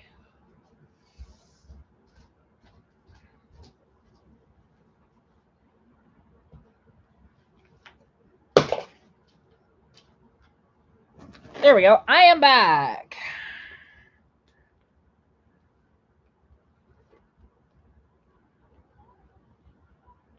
Oh, that's so weird. So when I put in the comments there, that toys are friends, not food, and oh, come on, focus, focus.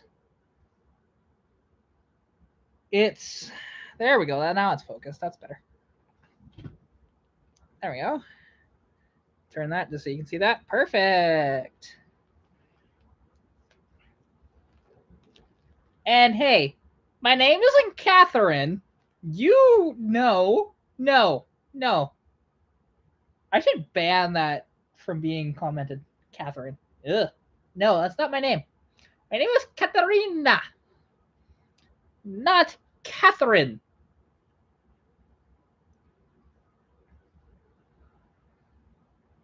No. Bad. Bad, Scott. Bad.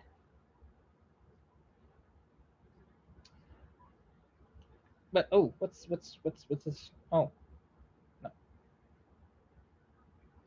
no. It is. I was born in Canada. I don't. My name. The one thing is, I don't know if my name actually had any significance or if my parents just liked it. Because I don't think it did. I think they just liked it. So now it's interesting because like Katarina can actually be both Russian and it can be actually Swedish as well. So it just depends. Same spelling. And, because if you say it like that, technically, both ways are right. Katarina or Katarina, both ways are technically correct. And that is my bagel. Well, bagels. So be right back again. I promise I won't be long. Eh, eh.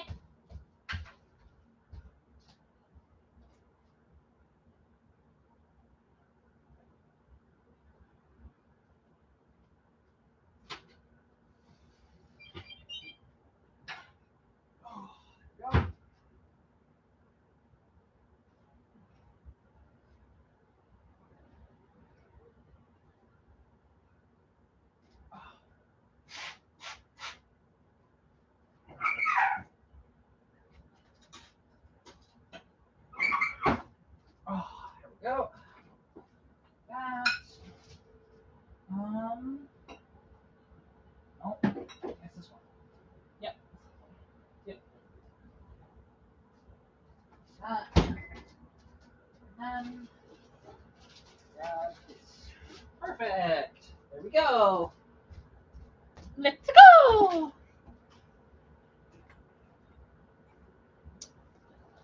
There we go. I am back. Abstract hats Upods? What? I confuzzled. You confuzzled me.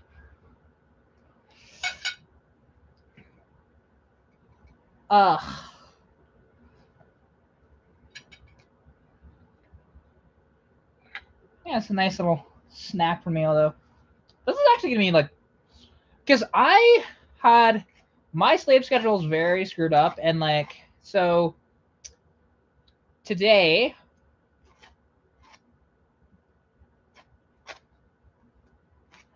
I don't know why. Like I didn't get to sleep till about it was like 6 a.m. But that was whatever. You know, I usually get up around 2 at that point in the afternoon. But no, I actually woke up. No word of a lie. It was like 6 o'clock at night. It's like, what the hell? So now I'm all screwed up when it comes to my sleep. Very screwed up with being able to sleep like that because I haven't had a sleep like that in a long time. So which screws me up for the weekend. So I'm just hoping that I can exhaust my body come tomorrow. Um and just stay up and then go to sleep at like a normal-ish time. Even if it's like 10 o'clock or something. I'll make that work. And then my cats will meow at me at night to get food, and you know, it's always fun. Yeah, just cheese whiz. It's not any fancy cheese, but you know, it's cheese whiz. And yeah, it's just, you know, I haven't had a bagel in a while. Well, correction, I haven't had a bagel with cheese whiz in a while. I've had bagels from Timmy's.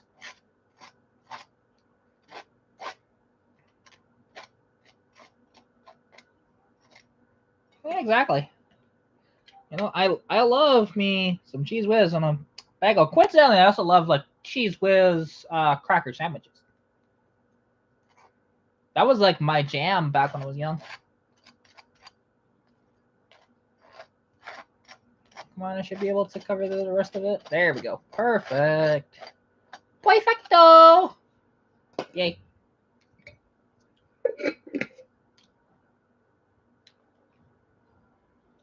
There we go. Now I can enjoy my food. Ow.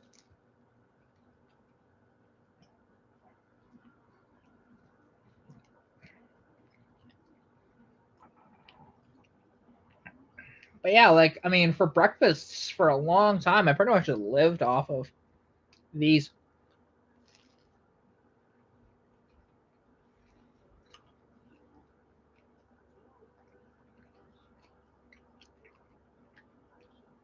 Because, like, when I was really young, like, so for context, when I was, like, really young going to school, in elementary school, we had to get up at, like, 5 a.m., to be honest. It was awful because we had to, the bus didn't come until I think it was like 7, but we had to get prepared, you know? And I would always, you know, I would have a bagel with cheese whiz. I'd have some cereal, and I'd usually have a chocolate muffin. To be honest, that was my breakfast most mornings, and I loved it. Um, you know, but I haven't done that in a long time. Not like that.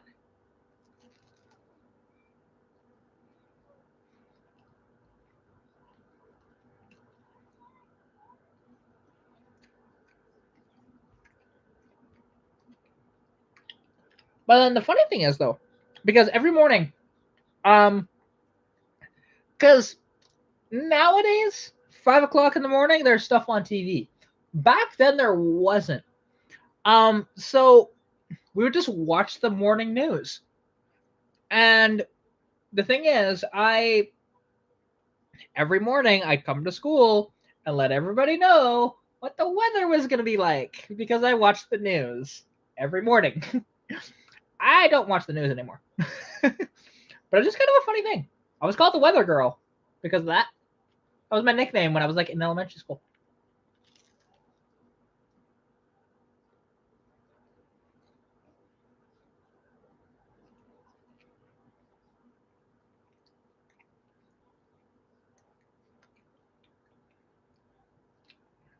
That's cool. Hmm.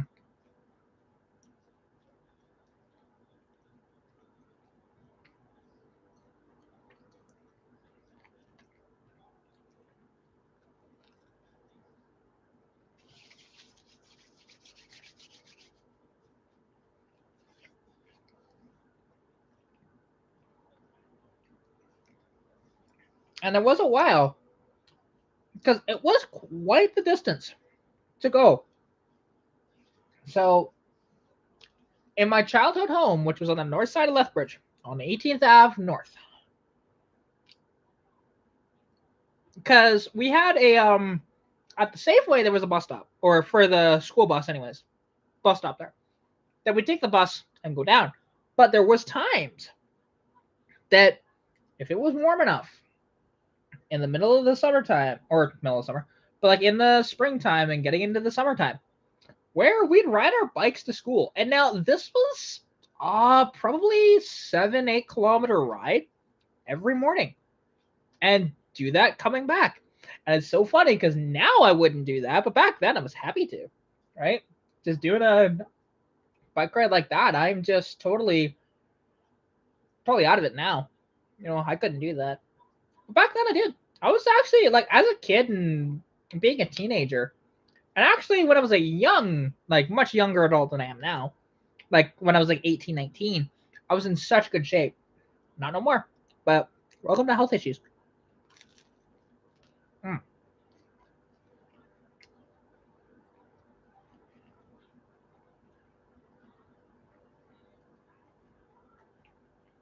It just kind of sucks, but it is what it is. You know, I get by.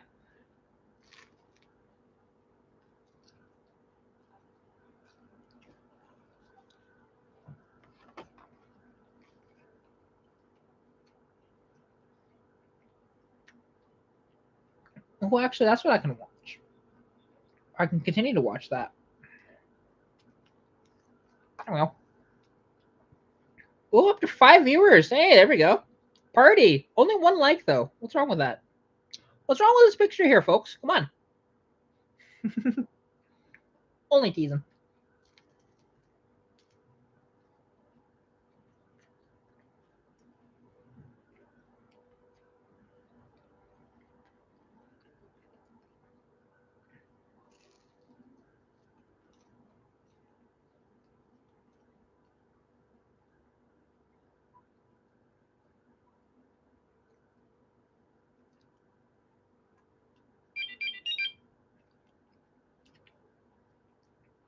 Okay, Keith, you keep sending me pictures of memes. Stop it.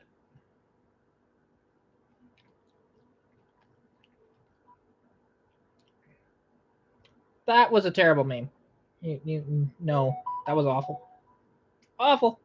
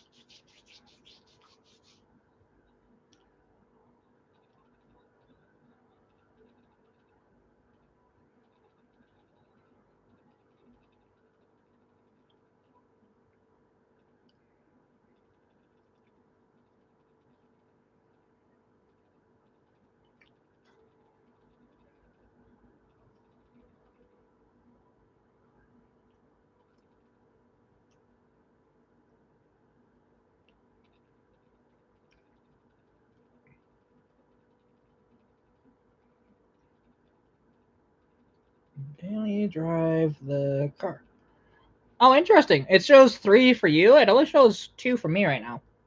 And sorry, I decided to comment again, so I'm back at it with this idiot. This Steven Tuchiwisky. Spelled like that, anyways. Um,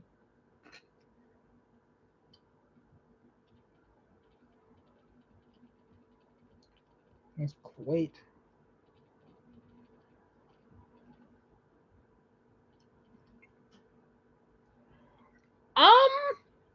I don't know, to be honest. So, like, For the rest of the evening, I'm just gonna be here. I might be live for quite a while longer or not. Um, we shall see, like how long I'm still live for. Um, I might jump on the game a little later on. Just playing some Warzone 2 mostly. That's what I've been doing lately. And then yeah, honestly, just watch some TV and not much. Like in tomorrow, I don't really have any plans. So it's one of those things, I might drive the car. Um, check the mail because I'm actually waiting for a cord as well for my headset. So it might come within the next few days with any luck. So we shall see. But yeah, just and I'm dealing with a troll. So dealing with this troll for like the past few days, to be honest. But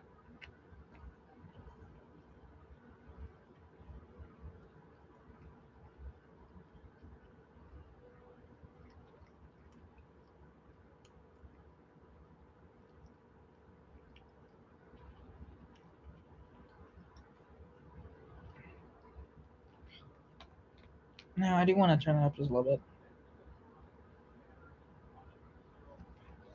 Oh, exactly. That's what I'm doing, to be honest. Like I'm not upset with this guy. I'm just quite puzzled at his sort of thing. Like we've been talking about him most of the night, and it's just wild. Lots of people with classics modify and improve the cars. In fact, lots.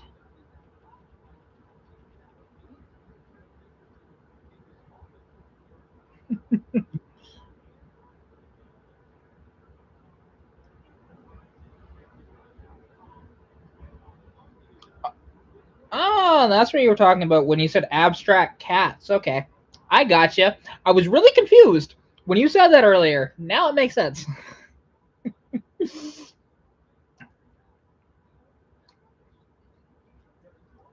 That was your name on Instagram. Gotcha. But yeah, and actually, right now I'm watching BattleBots. I love this show, to be honest. It's really good. Although they could actually make it like half the time by not putting all the fluff in, but that's fine.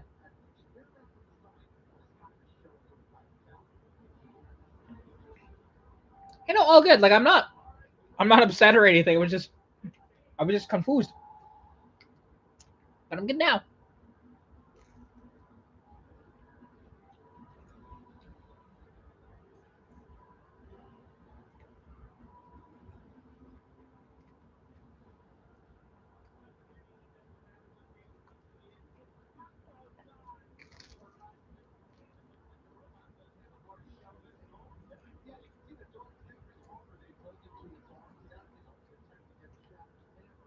Mm.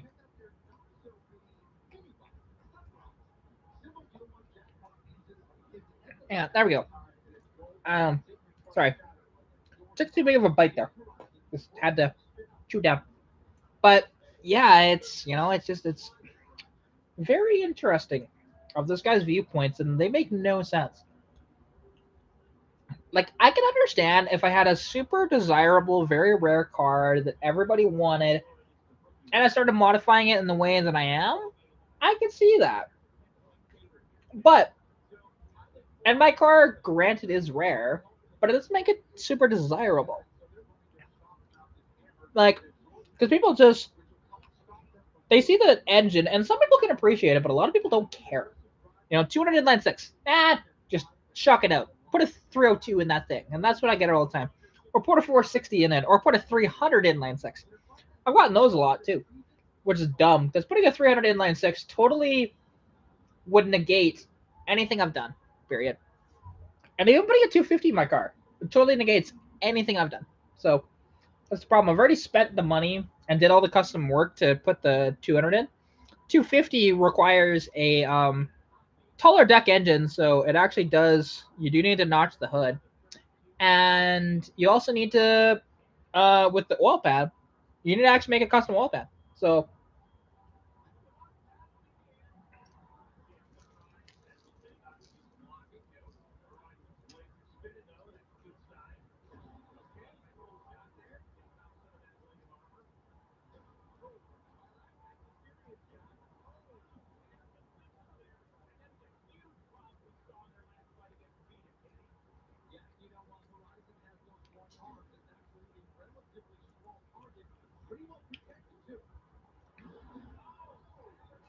Wait, you have a 454 and a turbo 400 pulled UT over to.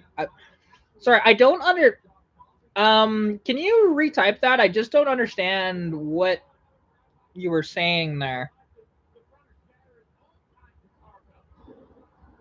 Apologies, I don't quite understand that because I'm trying to decipher that. It just doesn't make sense to me.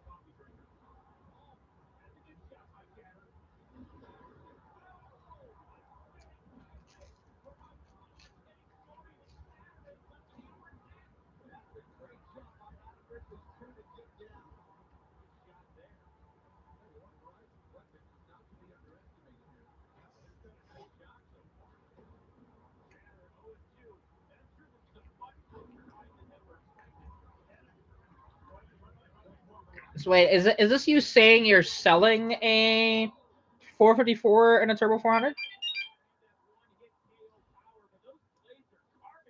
I am. Okay, I'm not. Sorry, Shane. I'm not sure what you're trying to say here. Something about a 454 and a turbo 400. Uh, like pulled over 2 days, and okay, you paid five. You paid 550 for it. Okay, cool. I mean, hey, you know what? Big block. Chevy. That used to be. You know, that used to be what everybody went for. To be honest. No, it's all good. I was just really like confused. That's all.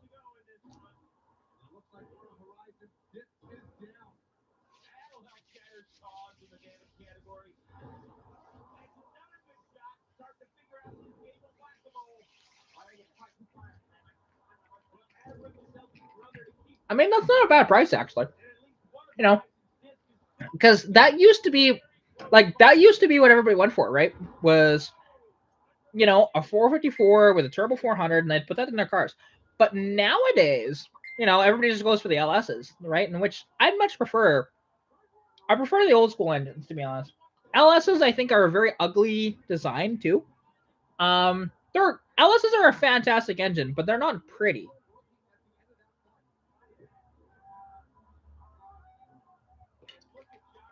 But there are ways you can dress them up and make them look good. But I'll always take a classic looking engine over the newer stuff.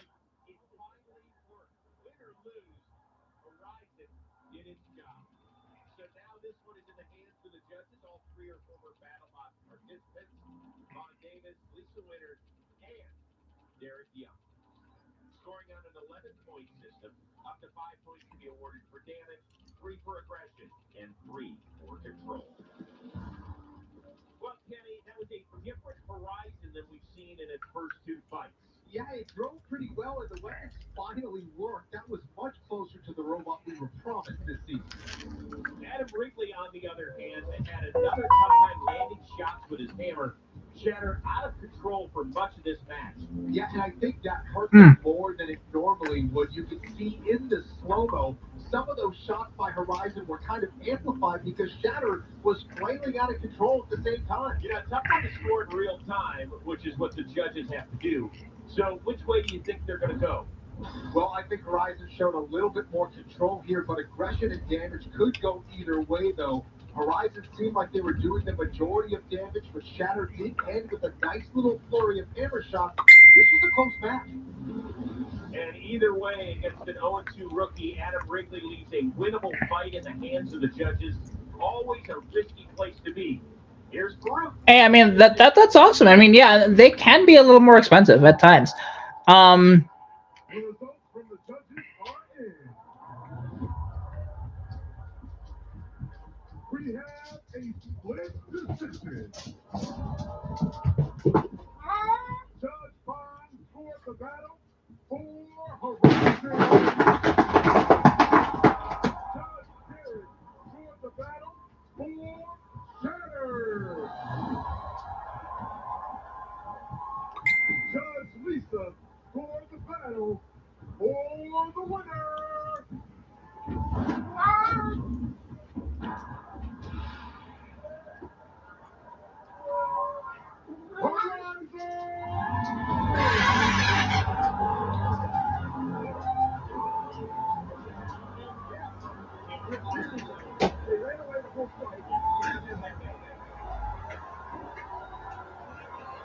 Well, Now, who got that video? on your first ever win here at BattleBox, it was a split decision, my friend. Why do you think that two of the judges went with you? Well, I think damage is a big part of the BattleBots scorecard. Even if it didn't necessarily disable shatter, I think cosmetic damage is still kind of a gray area, so that probably went in our favor. I mean, I saw a couple times where we got under them because they jump when they hit, so that probably maybe helped us in our aggression format. But overall, very close fight, but somehow worked, and I'm quite happy about it. You should be. Go celebrate with your squad. Congratulations on your first victory. Thank you.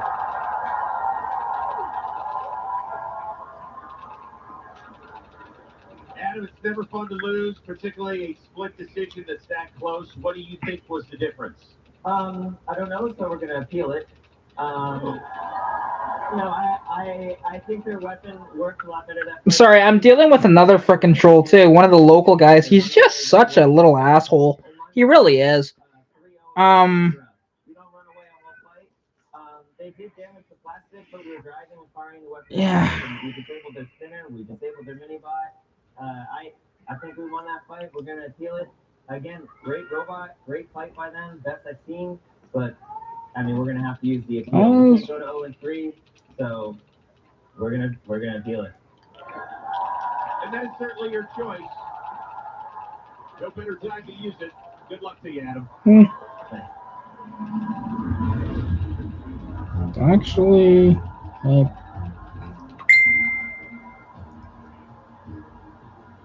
All right, Kenny, it makes perfect sense for Shatter to appeal this because you heard it from Adam Wrigley. They can't afford to go to 0-3. Yeah, I think it's worth the risk. It was certainly a close fight, but Adam has a tough case here. He thinks the judges may have awarded Horizon too many points for aggression and possibly damage. It's a subjective argument. This is a situation like we saw last week with Malice, where the judges God. still made punishment at the end of the match. We'll see how this goes. All right, so the judges will now have the chance to review the fight footage using all available camera angles. They can then choose Wait. to change their No, scorecard or stick with their original scores. Now, if the appeal is unsuccessful and the decision stands, Team Shatter won't be able to appeal again for the duration of World Championship 7. But as we said, with his tournament hopes in jeopardy, Adam Wrigley felt he had to do this. And we still got 2 fights left in the night, including our I'm just ending this. Dealing with too much shit right